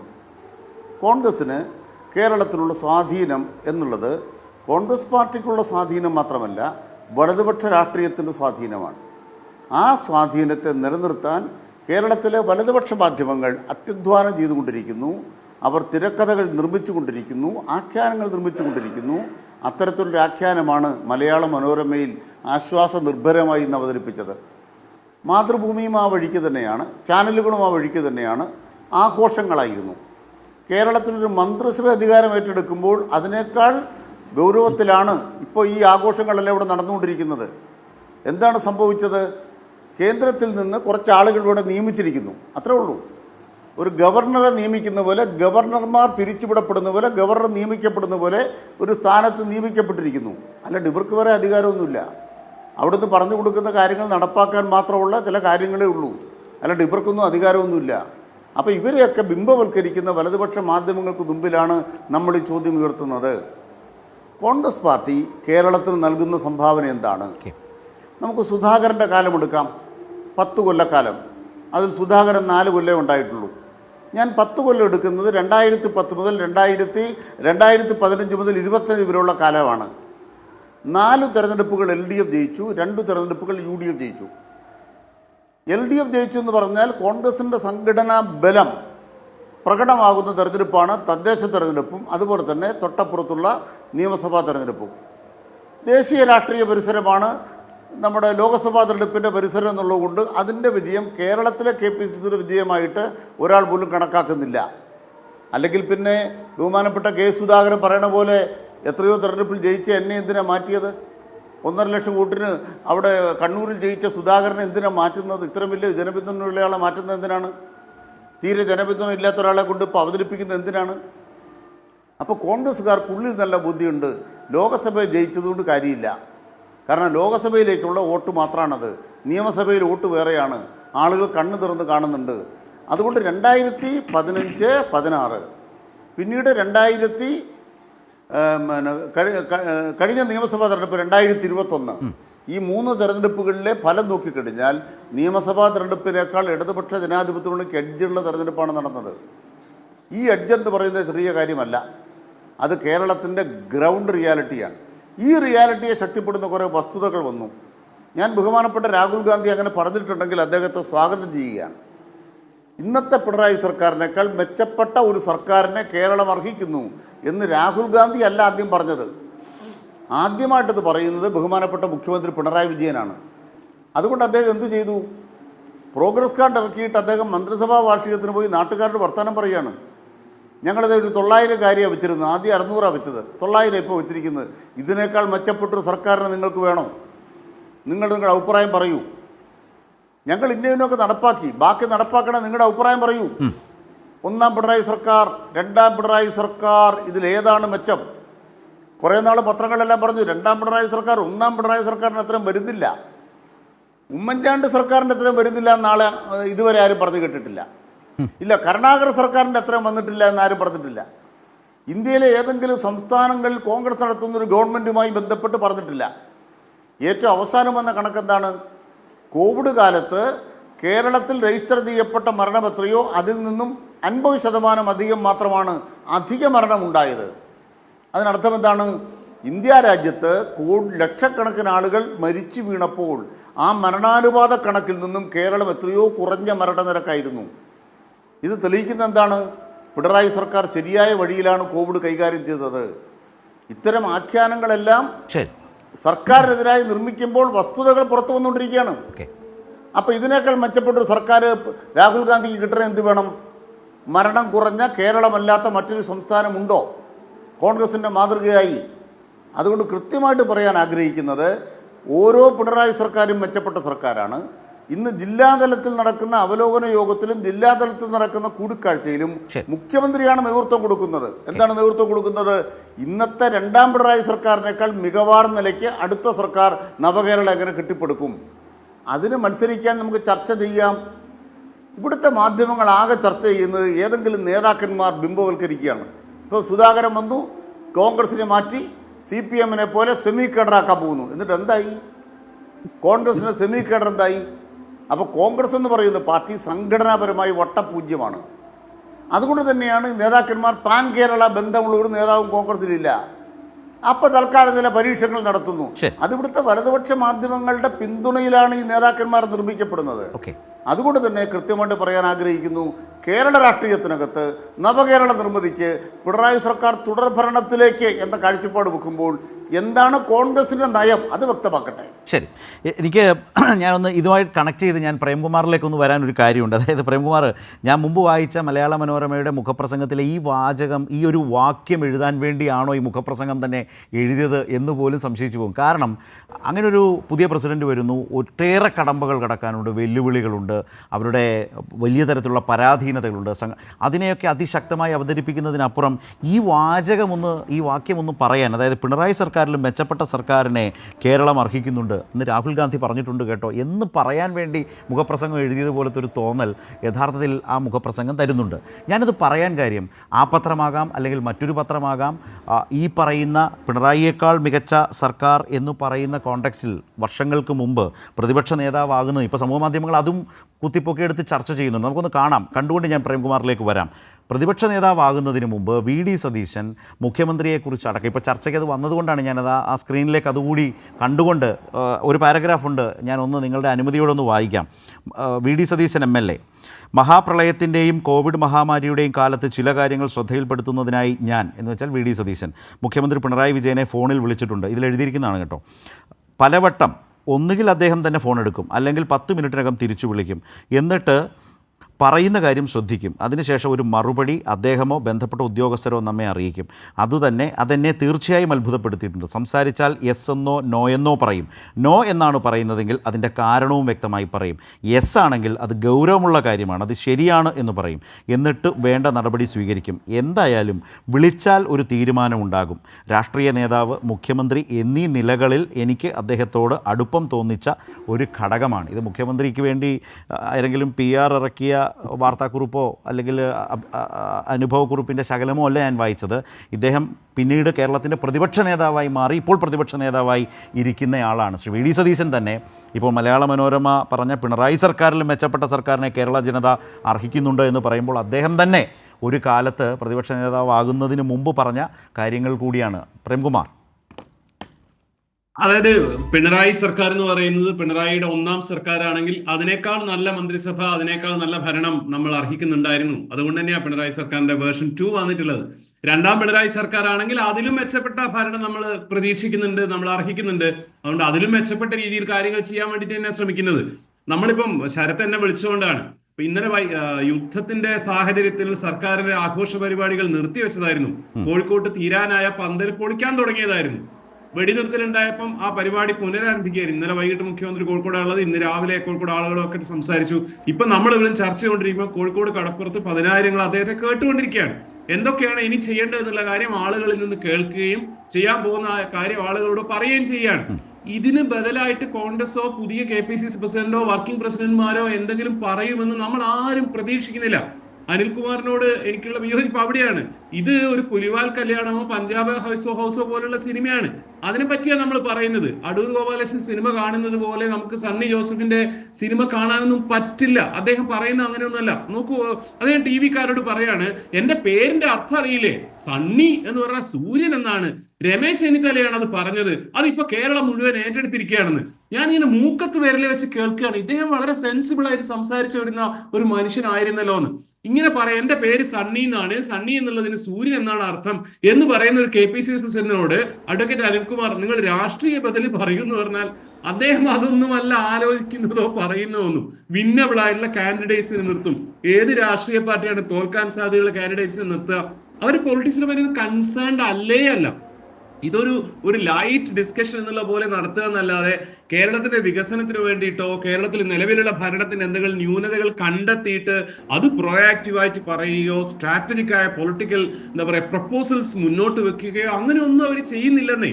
വയനാട് ദുരന്തം ഉണ്ടായപ്പോൾ അടക്കം നമ്മൾ കണ്ടിട്ടുള്ളതാണ്. ശരത്തിന്റെ ചർച്ചയിലായിരുന്നു.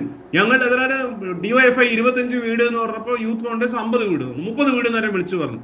ഒരു അഡ്രസ്സും ഇല്ല. അതിന്റെ കാര്യം ചോദിക്കുമ്പോൾ യൂത്ത് കോൺഗ്രസിന്റെ ആളെന്താ പറയുന്നത്, നിങ്ങളോട് പറയാൻ സൗകര്യമില്ല, പിണറായി വിജയന്റെ ഒത്താശ വേണ്ടാന്നാണ്.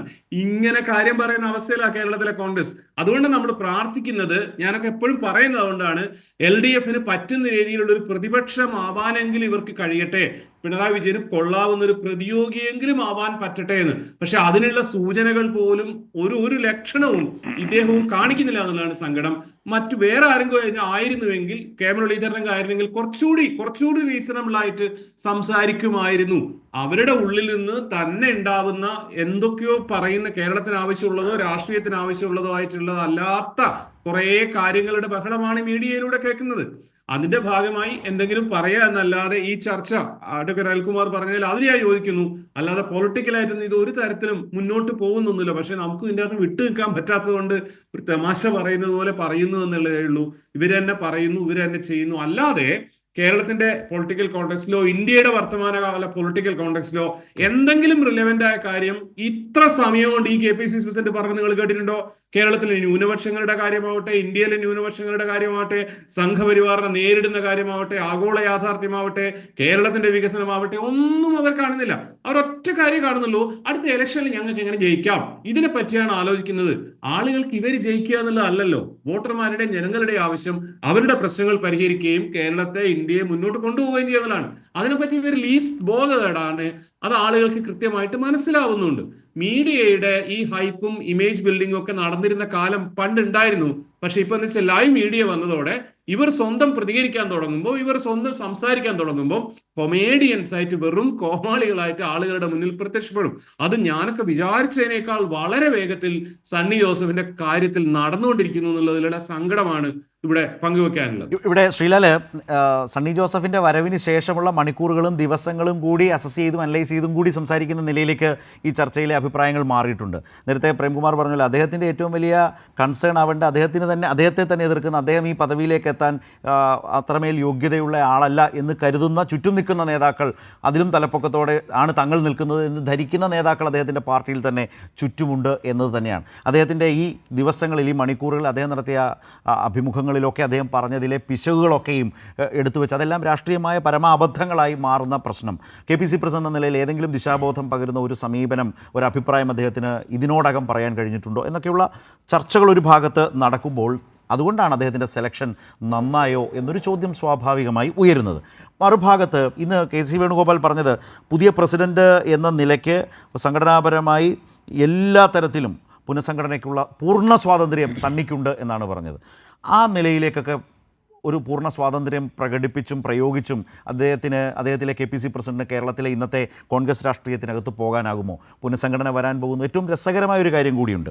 അതായത് DCC പ്രസിഡന്റുമാർ മാറ്റമുണ്ടാകും, പുതിയ ജനറൽ സെക്രട്ടറിമാർ വരും, സെക്രട്ടറിമാർ വരും. ഇപ്പോൾ അറിയുന്ന വിവരങ്ങളനുസരിച്ച് ജനറൽ സെക്രട്ടറിമാർക്കും DCC പ്രസിഡന്റുമാർക്കും ഒന്നും ആ പദവിയിലെത്തിയാൽ തദ്ദേശ തെരഞ്ഞെടുപ്പിലോ നിയമസഭാ തെരഞ്ഞെടുപ്പിലോ മത്സരിക്കാൻ കഴിയില്ല. എന്നാൽ രസകരം എന്താണ്, ഈ KPC പ്രസിഡന്റ് തന്നെ MLA ആണ്, വർക്കിംഗ് പ്രസിഡന്റുമാർ MLA മാരാണ്, UDF chairman, UDF convener MP ആണ്, UDF ചെയർമാൻ MLA ആണ്. അപ്പോൾ എങ്ങനെയാണ് ഒരു തരത്തിലും പൊരുത്തപ്പെട്ടു പോകാത്ത വൈരുദ്ധ്യങ്ങൾ നിറഞ്ഞ ക്രൈറ്റീരിയ വെച്ച് എങ്ങനെ സണ്ണി ജോസഫിന് ഈ പുനഃസംഘടന മുന്നോട്ട് കൊണ്ടുപോകാൻ കഴിയും? നേരത്തെ നോക്കൂ, ഇതിൻ്റെ അകത്ത് വളരെ രസകരമായ കാര്യം, അല്ലെങ്കിൽ നമുക്ക് ചൂണ്ടിക്കാണിക്കാൻ പറ്റുന്നൊരു കാര്യം, KPC പ്രസിഡന്റ് നിയമിക്കുന്നതിൽ എന്താണ് ഒരു മാനദണ്ഡമുള്ളത്? ആർക്കറിയാം? ഒരു മാനദണ്ഡവുമില്ല. അത് ഹൈക്കമാൻഡ് തീരുമാനിക്കുന്നു. അപ്പോൾ ഈ ഹൈക്കമാൻഡ് കേരളത്തിൻ്റെ കാര്യത്തിൽ ആദ്യം തീരുമാനിച്ച ആരെയാണ്? ആൻ്റണി എന്ന നേതാവിനെയാണ്. ഹൈക്കമാൻഡിൻ്റെ ഭാഗമായി നിൽക്കുന്ന KC വേണുഗോപാൽ ആണ് ഇതിൻ്റെ അകത്ത് വലിയൊരു തീരുമാനമെടുക്കുക എന്നുള്ളത് പരസ്യമായ രഹസ്യമാണ്, അതിൻ്റെ അകത്ത് എല്ലാവർക്കും അറിയാവുന്ന കാര്യം. അപ്പോൾ ആദ്യം തീരുമാനിക്കുന്ന first choice was not advocate Sunny, first choice was somebody else. ആ ചോയ്സ് മാറി, ആ ചോയ്സ് കേരളത്തിൽ ചില പ്രതിസന്ധികളുണ്ടായപ്പോൾ ആ ചോയ്സ് മാറിയിട്ട് വന്ന നേതാവാണിത്. ഒരു പകരക്കാരനായിട്ടാണ് ഇപ്പോൾ ഇദ്ദേഹം സണ്ണി ജോസഫ് എത്തിയിരിക്കുന്നത് തന്നെ. ഇദ്ദേഹം ഇനി ഇവിടെ KPC പുനഃസംഘടിപ്പിക്കും എന്ന് പറയുമ്പോൾ അദ്ദേഹം സ്വന്തം നിലയ്ക്ക് പുനഃസംഘടിപ്പിക്കുമെന്നോ അല്ലെങ്കിൽ അദ്ദേഹത്തിനോട് ആരൊപ്പം നിൽക്കുമെന്നുള്ളത് വലിയ പ്രതിസന്ധിയാണിത്. സുധാകരൻ പ്രസിഡൻ്റായി വന്നപ്പോൾ ഉണ്ടായ അതേ പ്രതിസന്ധി അതിലും രൂക്ഷമായി വരാൻ പോവുകയാണ് സണ്ണി ജോസഫിൻ്റെ മുന്നിലേക്ക്.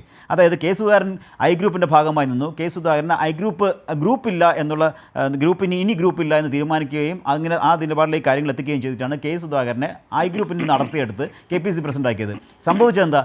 KPC അന്നുള്ള ഗ്രൂപ്പുകാരും സുധാകരനോടൊപ്പം നിന്നില്ല, ഗ്രൂപ്പുകാരും നിന്നില്ല. പകരം ഇതിൽ നിന്നെല്ലാം ഇറങ്ങി വന്ന 1-2 പേർ അദ്ദേഹത്തിൻ്റെ ഒപ്പം കൂടി അവർ അദ്ദേഹത്തെ നയിച്ച് ഈ തലത്തിലേക്ക് കൊണ്ടുവന്നു. സെയിം സിറ്റുവേഷനിലേക്കാണ് കാര്യങ്ങൾ പോകാൻ പോകുന്നത്. ഇപ്പോൾ ഇതേ തലത്തിലേക്ക് വരും. ഇപ്പോൾ ഈ പറയുന്ന KPC പ്രസിഡൻ്റായി സണ്ണി ജോസഫ് വരുമ്പോൾ അദ്ദേഹത്തോടൊപ്പം ചിലർ കൂടും. അങ്ങനെ ഒരു പുതിയ ഗ്രൂപ്പ് ഉണ്ടാകും. ആ ഗ്രൂപ്പുകാർ അദ്ദേഹത്തെ നയിച്ചു കൊണ്ടുപോകും. അതിൽ നിന്നും പുറത്തു കടക്കാൻ അദ്ദേഹത്തിന് സാധിക്കുമോ? സാധിക്കണമെങ്കിൽ മറ്റു നേതാക്കൾ അദ്ദേഹത്തെ സഹായിക്കണം. ഇപ്പോൾ ഈ പറയുന്ന KPC പുനഃസംഘടനയ്ക്ക് ശേഷം കോൺഗ്രസ് പാർട്ടിയിൽ വലിയ അതൃപ്തിയുണ്ട് എന്നുള്ള വാർത്ത പരസ്യമായി മാധ്യമങ്ങളിലെല്ലാം അച്ചടിച്ചു വരികയും ഒക്കെ ചെയ്തു. ആരാണ് ഇതിൻ്റെ പിന്നിലുള്ളത് ചോദിച്ചാൽ ആർക്കും അറിയില്ല. ഒരു നേതാവിനും അറിയില്ല ആരാണ് ഇതിൻ്റെ പിന്നിലുള്ളതെന്ന്. അങ്ങനെ ഒരു വലിയ മുഖമില്ലാത്ത ഒരു വലിയ ഒരു പ്രതിഷേധമാണ് ഇപ്പോൾ ഈ പുതിയ KPC പ്രസിഡന്റിനെതിരെ ഉണ്ടായിരിക്കുന്നത്. ഇതും കോൺഗ്രസ് സംബന്ധിച്ചിടത്തോളം ഒരു അധികം പരിചിതമല്ലാത്തൊരു കാര്യമാണ്. നേരത്തെ ഗ്രൂപ്പും മാറി നിൽക്കുമ്പോൾ അതിലൊരു മുഖമുണ്ടായിരുന്നു. ഒന്നുകിൽ ഗ്രൂപ്പ് എതിർക്കുന്നു, അല്ലെങ്കിൽ ഗ്രൂപ്പ് എതിർക്കുന്നു, അല്ലെങ്കിൽ അവരിലുള്ള ചില നേതാക്കൾ എതിർക്കുന്നു. ഇപ്പോൾ മുഖമില്ലാത്ത എതിർപ്പാണ്. ഒളിപ്പോരാണ്. ഞാൻ കേട്ടത് ഏതാണ്ട് ഈ ആൻ്റണിയുടെ പേര് സാധിക്കില്ല, പറ്റില്ല എന്നുള്ള വലിയ നിലപാടുണ്ടായപ്പോൾ ഏതാണ്ട് 20 നേതാക്കളോട് രാഹുൽ ഗാന്ധി നേരിട്ട് ഫോണിൽ സംസാരിച്ചു. അങ്ങനെ സംസാരിച്ച ശേഷം വന്ന നേതാവാണ് സണ്ണി ജോസഫ്. അപ്പോൾ ഈ 20 നേതാക്കൾ അദ്ദേഹത്തോടൊപ്പം ഉണ്ടോ? ഇപ്പോൾ അറിയില്ല. 20 നേതാക്കൾ സംസാരിച്ചതും 20 നേതാക്കൾ നിർദ്ദേശിച്ചതും സണ്ണി ജോസഫിൻ്റെ പേരായിരുന്നോ? അറിയില്ല. ഇങ്ങനെ 20 നേതാക്കൾ രാഹുൽ ഗാന്ധി സംസാരിച്ചിട്ടുണ്ട്.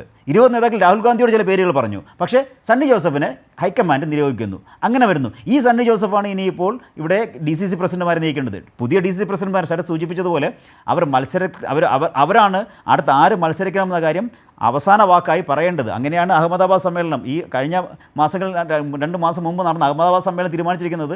ഈ പറയുന്ന DCC പ്രസിഡന്റുമാർ പ്രസിഡന്റുമാർ പുതിയ തെരഞ്ഞെടുപ്പിൽ മത്സരിക്കാൻ സാധ്യതയുള്ള സ്ഥാനാർത്ഥിയുടെ പേര് അതും അവസാന പേര് കൊടുക്കണമെന്നുള്ളതാണ്.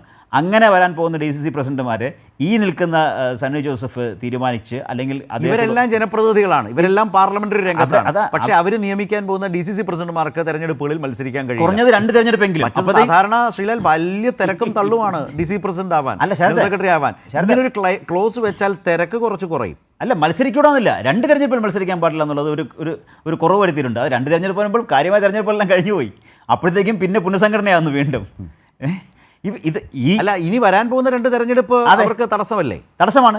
ആദ്യം 2 തെരഞ്ഞെടുപ്പ് പാടില്ല. അതായത് അപ്പോൾ പിന്നെ ഈ നേതാക്കൾക്ക് ചോയ്സ് എടുക്കണം, തെരഞ്ഞെടുപ്പിൽ മത്സരിക്കണോ സംഘടനാ രംഗത്ത് നിൽക്കണോ? ഇതെല്ലാം തന്നെയും അങ്ങോട്ടും ഇങ്ങോട്ടും ഈ പറയുന്ന നിഴൽയുദ്ധത്തിനും പിന്നിൽ നിന്നുള്ള കുത്തിനും എല്ലാം കാരണമാകുമെന്നല്ലാതെ ഈ പാർട്ടിയെ എന്തെങ്കിലും തരത്തിൽ മുന്നോട്ട് നയിക്കുന്ന രീതിയിലേക്ക് കാര്യങ്ങൾ എത്തിക്കാൻ ഇനിയും ഇതൊന്നും കൊണ്ട് നടക്കില്ല എന്നുള്ളതാണ് നമ്മൾ മുന്നിൽ കണ്ടുകൊണ്ടിരിക്കുന്നതും തെളിയുന്നതും. അതാണ് ഞാൻ പറഞ്ഞത്. 20 നേതാക്കളുമായി സംസാരിച്ച് രാഹുൽ ഗാന്ധി തീരുമാനിച്ച പേരിനെതിരെ വീണ്ടും ഉണ്ടാകുന്നു പ്രശ്നം. ആ പ്രശ്നത്തിന് ആരാണ് മുന്നിൽ നിൽക്കുന്നത് അതാരും പറയില്ല. പക്ഷേ എതിർപ്പുണ്ട്, ഇവിടെ വലിയ എതിർപ്പുണ്ട്. ഞങ്ങൾക്ക് താല്പര്യമില്ല. ഈ നിഴൽയുദ്ധമാണ് ഇനി അടുത്ത് നടക്കാൻ പോകുന്നത് കോൺഗ്രസിൽ. തീർച്ചയായും ജേക്കബ് ജോർജ്, അതുതന്നെയാണ് KPC പ്രസിഡൻ്റായി വരുന്ന സണ്ണി ജോസഫിനെ സംബന്ധിച്ച് അദ്ദേഹത്തിൻ്റെ ആത്മവിശ്വാസത്തെ ബാധിക്കുന്ന ഏറ്റവും പ്രധാനപ്പെട്ട ഒരു ഘടകവും. ഞാൻ ഈ പറഞ്ഞതുപോലെ പുനഃസംഘടനയ്ക്ക് ഒരു വ്യവസ്ഥ വെക്കുമ്പോൾ നിങ്ങളാരും പാർലമെൻ്ററി രംഗത്തുണ്ടാകാൻ പാടില്ല, മത്സരിക്കാൻ പാടില്ല. DCC പ്രസിഡന്റുമാരാണോ ജനറൽ സെക്രട്ടറിമാരാണോ ഇത് പറയുന്നതാരാ? MLA ആയിരിക്കുന്ന KPC പ്രസിഡന്റ്. അല്ലെന്നുണ്ടെങ്കിൽ ആ ഹൈക്കമാൻഡിന് ഏത് നിലയിലുള്ള വ്യക്തതയാണ് ഇക്കാര്യങ്ങളിൽ ഉള്ളത്? അദ്ദേഹത്തിനൊപ്പം ഈ പദവിയിലേക്ക് ഇരിക്കുന്നവരെല്ലാം സെലക്ട് ചെയ്തിട്ടുള്ളത് അവരെല്ലാം ജനപ്രതിനിധികളാണ് എന്നതിൻ്റെ നിശ്ചയമായും ഒരു പിൻബലത്തിൽ ആണ് എന്നുള്ള കാര്യത്തിൽ യാതൊരു സംശയവും ശ്രീ ജേക്കബ് ജോർജിനില്ലല്ലോ. അവരെല്ലാം MP-മാരും MLA-മാരുമാണ് എന്നതിൻ്റെ കൂടി പരിഗണനയിലാണ് ഇവരൊക്കെ സ്വീകരിക്കുക. പക്ഷെ മറ്റുള്ളവർക്ക് അത് പാടില്ല എന്ന നിലയിൽ എങ്ങനെയാണ് ഒരു സംഘടനയ്ക്കകത്ത് നീതിയുക്തമായി തീരുമാനിക്കാൻ പോകും? അവിടെ തന്നെ പുനഃസംഘടന എന്നതൊരു വലിയ കല്ലുകടിയല്ലേ? രണ്ടാമത്തെ പ്രധാനപ്പെട്ട കാര്യം, ഇതെല്ലാം കോൺഗ്രസിനകത്ത് KC-യിലേക്ക് നേതൃത്വമാകെ എത്തുന്നു. ഇനിയിപ്പോൾ KPCC-യും DCC പുനഃസംഘടനകളും കൂടി KC വേണുഗോപാൽ എന്ന നേതാവിലേക്ക്, അദ്ദേഹത്തിനോടൊപ്പം നിൽക്കുന്നവർ എന്ന നിലയിലേക്ക് കൂടുതലായി മാറപ്പെടുന്ന ഒരു സാഹചര്യം കൂടി വരാൻ പോവുകയാണോ? അതെ ശരത്തെ, പുനഃസംഘടന എന്നത് മാത്രമല്ല, മൊത്തത്തിൽ പുതിയ പ്രസിഡന്റിൻ്റെ വെല്ലുവിളികൾ ഏറെയാണ്, യാതൊരു സംശയമില്ല. 2 തവണയായിട്ട് ഭരണമില്ലാതെ അധികാരമില്ലാതെ പുറത്തു നിൽക്കുന്ന ഒരു പാർട്ടിയാണ്. അതും സാധാരണ പാർട്ടിയല്ല. കേരളത്തിലെ ഒരു പ്രധാന മുന്നണിക്ക് നേതൃത്വം കൊടുക്കുന്ന പാർട്ടിയാണ് കോൺഗ്രസ്. ആ പാർട്ടിയെ നോക്കി നിൽക്കുന്ന കുറേ ഘടകകക്ഷികളുണ്ട്. മുസ്ലിം ലീഗ് ഉൾപ്പെടെയുള്ള ഘടകകക്ഷികളുണ്ട്. രണ്ടാമത്തെ വലിയ ഘടകകക്ഷിയായ മുസ്ലിം ലീഗ്, അധികാരമില്ലാതെ ഒരു ദിവസം പോലും നിൽക്കാൻ വയ്യാത്തൊരു പാർട്ടിയാണ് മുസ്ലിം ലീഗ്. അതൊക്കെയാണ് വിഷയം. പിന്നെ RSPക്ക് ഒരു MLA പോലും ഇല്ല. എത്ര കാലമായി MLA കണ്ടിട്ട്?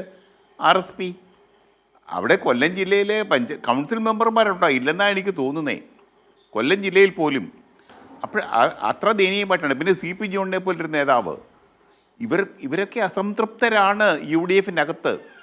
UDF-ന് നേതൃത്വം കൊടുക്കേണ്ടതും KPCC പ്രസിഡന്റ് എന്ന നിലയ്ക്ക് PD സതീശൻ തീർച്ചയായിട്ടും മുന്നണിയുടെ ചെയർമാനാണ്, പ്രതിപക്ഷ നേതാവ് എന്ന നിലയ്ക്ക്.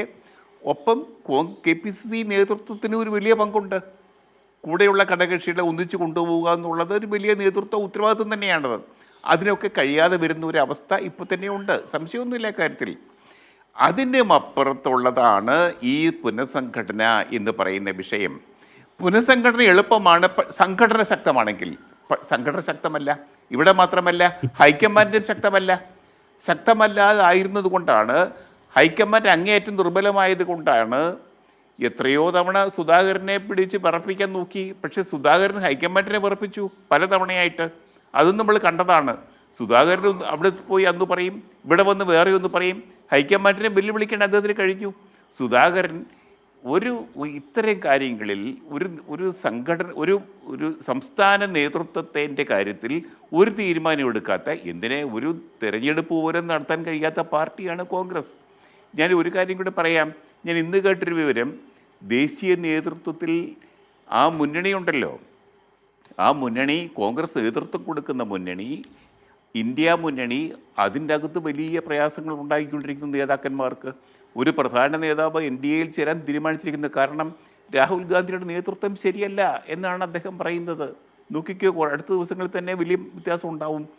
അതുകൊണ്ട് ദുർബലമായ ഒരു ഹൈക്കമാൻഡ്, ദുർബലമായ ഒരു കേരള സംഘടന, കേരളത്തിലെ സംഘടന എന്ന് പറഞ്ഞാൽ കോൺഗ്രസ്സുകാർ ഇഷ്ടം പോലെയുണ്ട് കേരളത്തിൽ. പക്ഷേ അതിനെ രാഷ്ട്രീയമായിട്ട് നയിക്കാൻ പുതിയൊരു നേതൃത്വത്തിലേക്ക് കൊണ്ടുപോകാൻ ശേഷിയുള്ളൊരു നേതൃത്വം കടന്നു വരുന്നില്ല. സണ്ണി ജോസഫിന് പുതിയ വെല്ലുവിളികൾ ഏറ്റെടുക്കാൻ കഴിയുമോ? അതിന് തക്ക രാഷ്ട്രീയമായ ഒരു ഉൾക്കരുത്ത് സണ്ണി ജോസഫിനുണ്ടോ? ഇപ്പോൾ പ്രേംകുമാർ കുറേ ദുർബലമായ കുറേ കമൻറ്റുകൾ സണ്ണി ജോസഫിൻ്റെ ഭാഗത്ത് നിന്ന് ഉള്ളതായിട്ട് പറഞ്ഞു. പക്ഷേ രാഷ്ട്രീയം, നല്ല രാഷ്ട്രീയം പറയാനും നല്ലൊരു കാഴ്ചപ്പാടിന് രൂപം കൊടുക്കാനും KPCC അധ്യക്ഷന് കഴിയുന്നില്ലെങ്കിൽ തീർച്ചയായിട്ടും സംഘടനാ രംഗത്ത് ഒരു നല്ല വഴിയിലേക്ക് കോൺഗ്രസ് സംഘടനയെ കേരളത്തിൽ നയിക്കാൻ സണ്ണി ജോസഫിന് കഴിയില്ല.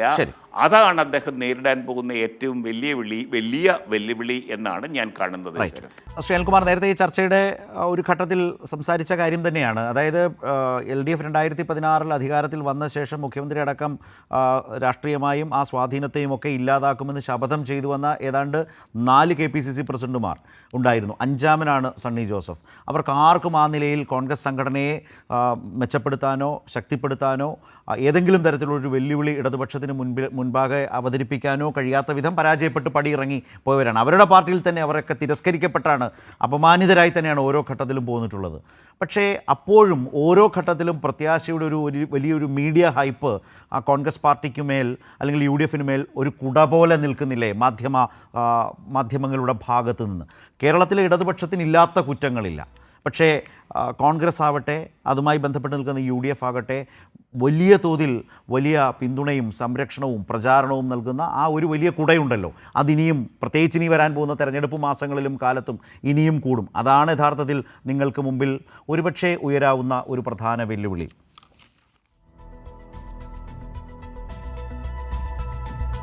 തോറ്റുമടങ്ങിയ KPCC പ്രസിഡന്റുമാരെല്ലാം പരാജയപ്പെട്ടു പോയത് വ്യക്തിപരമായ കാരണങ്ങളാലല്ല. അതുപോലെ തന്നെ കേരള രാഷ്ട്രീയത്തിൽ വന്ന മാറ്റമാണ് പ്രധാനം. എന്താണ് ആ മാറ്റം? 2011 നിയമസഭാ തെരഞ്ഞെടുപ്പിലെ ബലാബലം നോക്കിയാൽ 68-72 ആയിരുന്നു. അത് LDFും UDFും തമ്മിലുള്ള സാമ്പ്രദായിക യുദ്ധത്തിൻ്റെ ഭാഗമായി കേരളത്തിലെ വലതുപക്ഷ മാധ്യമങ്ങൾ നൽകിയ ഒരു ആനുകൂല്യം കൂടി ഉപയോഗിച്ചുകൊണ്ട് LDFനെ യഥാർത്ഥത്തിൽ മറികടന്ന് UDF ആ അധികാരം പിടിച്ചെടുത്തതാണ്. പക്ഷേ അധികാരം അസാൻമാർഗികതയുടെ ആഴങ്ങളിലേക്ക് പോയി. സെൽവരാജിൻ്റെ കൂറുമാറ്റം മുതൽ ഉമ്മൻചാണ്ടി സർക്കാർ ചെന്നു പതിച്ച അസാൻമാർഗികതയുടെ ആഴങ്ങൾ നമുക്കറിയാം. അവിടുന്നാണ് നമ്മൾ മോചിപ്പിച്ചുകൊണ്ട് വന്നത്. അപ്പോൾ അതിനുശേഷം കേരള കോൺഗ്രസും LDFിലേക്ക് വന്നതോടുകൂടി മുന്നണിയുടെ ബലാബലം മാറി. ഈ മുന്നണിയുടെ ബലാബലം മാറിയപ്പോൾ കേരളത്തിലെ മാർക്സിസ്റ്റ് വിരുദ്ധ രാഷ്ട്രീയം പൊളിഞ്ഞു. അതാണ് വളരെ പ്രധാനപ്പെട്ട കാര്യം. UDFിൻ്റെ പ്രസക്തി എന്ന് പറയുന്നത് മാർക്സിസ്റ്റ് വിരുദ്ധ രാഷ്ട്രീയത്തിന് പിന്നിൽ എല്ലാ ജാതിമത ശക്തികളെയും ഒരുമിച്ച് കൂട്ടുക എന്നുള്ളതായിരുന്നു. അതായിരുന്നു അവരുടെ ബേസ്. ഇപ്പം എന്താ സംഭവിച്ചിരിക്കുന്നത്? അങ്ങനെ പ്രത്യക്ഷത്തിൽ നിൽക്കാനാവാത്ത വിധം മാർക്സിസ്റ്റ് വിരുദ്ധതയിൽ മാത്രം അടിയുറച്ച ഒരു വലതുപക്ഷ രാഷ്ട്രീയത്തിന് നിൽക്കാനാവാത്ത പ്രതിസന്ധി വന്നിരിക്കുന്നു. അന്നേരമാണ് UDFിൻ്റെ ചോർച്ച തടയാൻ പുതിയ വഴികൾ കണ്ടെത്തിയിരിക്കുന്നത്. അതെന്താണ്? ഒരു സ്വത്വ രാഷ്ട്രീയമാണ്. ഇന്ത്യൻ യൂണിയൻ മുസ്ലിം ലീഗിനെ കുറിച്ച് ഇവിടെ പറഞ്ഞു. ഈ തെരഞ്ഞെടുപ്പിൽ കൂടി പരാജയപ്പെട്ടു പോയാൽ മുസ്ലിം ലീഗ് ഇല്ലാതെയാകും. അതുകൊണ്ട് മുസ്ലിം ലീഗിനെ രക്ഷിക്കാൻ യജ്ഞം ആരംഭിക്കുകയാണ്. അത് ജമാഅത്തെ ഇസ്ലാമിയാണ്, SDP ആണ്. അതിൻ്റെ ഭാഗമായി ഒരു ഇസ്ലാമിക സ്വത്ത് രൂപീകരണം. അപ്പുറം വഖഫ് നിയമമുണ്ട്. ആ വഖഫ് നിയമത്തിൻ്റെ ഭാഗമായി ഒരു ഭാഗത്ത് ആളുകളെ തടുത്തു കൂട്ടുമ്പോൾ അത് പൊളിറ്റിക്കൽ ഇസ്ലാമിൻ്റെതായ നിലയ്ക്ക് ഒരു സ്വത്ത് രൂപീകരണം നടക്കുകയാണ്. ബ്രദർഹുഡിന് ആ ബ്രദർഹുഡ് നേതാവിൻ്റെ ചിത്രം ലീഗിൻ്റെ റാലിയിൽ ഉയർന്നു വന്നപ്പോൾ കേരളത്തിലെ ഏതെങ്കിലും മാധ്യമങ്ങൾ ഞെട്ടിയോ? ഒരിക്കലൊരു തെരഞ്ഞെടുപ്പ് ഘട്ടം വന്നപ്പോൾ അബ്ദുൽ നാസർ മദനി ഒരു തെരഞ്ഞെടുപ്പ് റാലിയിൽ പിണറായി വിജയനോടൊപ്പം വേദി പങ്കിട്ടത് ഇന്നും ആവർത്തിച്ചു കൊണ്ടിരിക്കുന്ന കേരളത്തിലെ മാധ്യമങ്ങൾ അവരോട് ചോദിക്കുകയാണ്, ബ്രദർഹുഡിൻ്റെ തലവൻ്റെ ചിത്രം ഉയർത്തി ലീഗ് വഖഫ് റാലി നടത്തിയപ്പോൾ നിങ്ങൾ ഞെട്ടിയാ? എന്താ ഞെട്ടാത്തത്? ഇവിടെ വളരെ കൃത്യമായ ഗൂഢാലോചനയുണ്ട്. ഒരു പൊളിറ്റിക്കൽ ഇസ്ലാം എന്ന് പറയുന്ന കാഴ്ചപ്പാടിനെ മുൻനിർത്തിക്കൊണ്ട് ഇടതുപക്ഷത്ത് കിട്ടേണ്ട വോട്ടുകൾ ചോർത്തിയാൽ ഇടതുപക്ഷ വിരുദ്ധ രാഷ്ട്രീയം ശക്തിപ്പെടുത്താനാകുമോ? അതിലേക്ക് കാര്യങ്ങൾ കൊണ്ടുപോകുന്ന സാമുദായിക ധ്രുവീകരണത്തിലേക്ക് എങ്ങനെ ലീഗിനെ കൊണ്ടുപോകാം, എങ്ങനെ UDFിനെ കൊണ്ടുപോകാം? മറുഭാഗത്ത് BJP ശക്തിപ്പെടാൻ വേണ്ടി മറുതന്ത്രം പ്രയോഗിക്കുന്നു. അതിനവർ ഉപയോഗിച്ചുകൊണ്ടിരിക്കുന്നത് ക്രൈസ്തവ മത മേലധ്യക്ഷന്മാരെ വിരട്ടുകയും അവരെ ഭീഷണിപ്പെടുത്തുകയും സമ്മർദ്ദത്തിലാക്കുകയും ഞങ്ങൾക്ക് ഇത്ര സീറ്റ് കിട്ടത്തക്ക വിധം നിലപാട് സ്വീകരിച്ചില്ലെങ്കിൽ നിങ്ങൾ വിവരം അറിയും തൃശ്ശൂർ മാതൃകയിൽ. ഇതാണ് നടക്കുന്നത്. ഓക്കെ. അപ്പോൾ ഇവിടെ യുദ്ധം നടക്കാൻ പോകുന്നത് ഈ തരത്തിലാണ്. അതിനെ നേരിടണമെങ്കിലോ കേരളത്തിൻ്റെ ഭാവിക്ക് വേണ്ടി ആരുണ്ട് എന്ന ചോദ്യത്തിന് മുന്നിലാണ് ഇടതുപക്ഷ രാഷ്ട്രീയത്തിൻ്റെ പ്രസക്തി ഉണ്ടാകുന്നത്. അതിൽ CPM-നെ സംബന്ധിച്ച് പറയാം, സംഘടനാപരമായി CPM അതിൻ്റെ ഏറ്റവും മെച്ചപ്പെട്ട കാലത്തേക്ക് എത്തിയിരിക്കുന്നു. പാർട്ടി കോൺഗ്രസ് കഴിഞ്ഞ് ഇപ്പോൾ ഇവിടെ കെട്ടിയിറക്കിയല്ലോ.